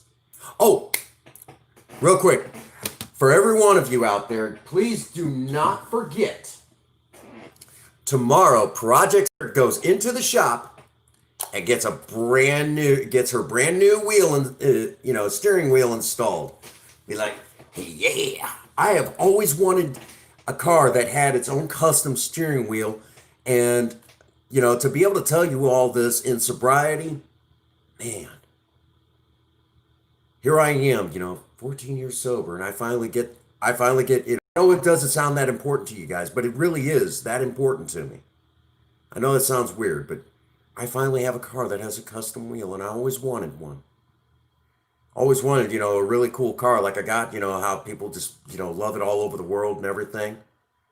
And here I am at 14 years sober, and I get that sort of thing. That is so cool. Just blows my mind, you know, blows my mind. I'm sorry, I'm going to get emotional. Yeah, that is awesome. You guys don't realize how, I know sometimes it's the little things like that that don't really, it's like that. I don't see where that's so important. But when you get sober and, things that you always wanted to do, you get to do, or things you always wanted to enjoy, you get to enjoy. And then you get sober and, you're kind of going through life like I'm, kind of just, going through life and, you're enjoying sobriety and you get to enjoy the things that, um, you know, you get to enjoy the things that you do. Um, you know, that's just huge. That's just huge. You know, it's so amazing, you know, and I'm very fortunate that you all, um, you're all here to join me on this journey. It's deep, real deep.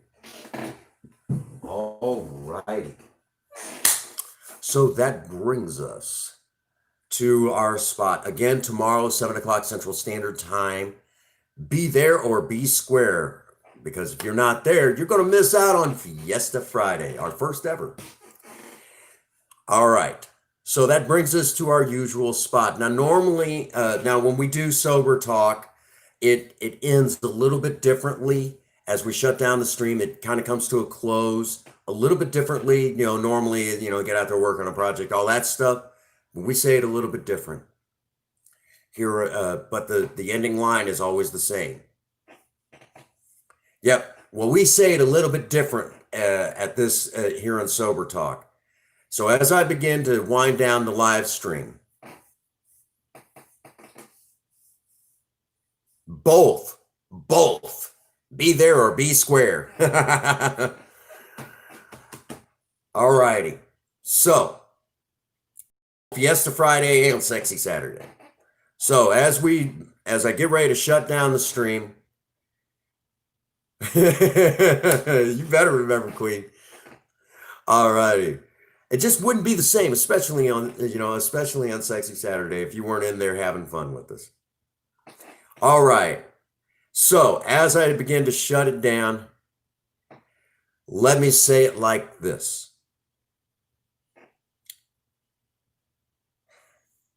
At day's end, I hope all of you need me as much as I need you. And for all of you out there, no matter what you're going through, if no one out there has told any of you that they love you today, Prince Magnum does. God bless you and have a happy 24. Thank you.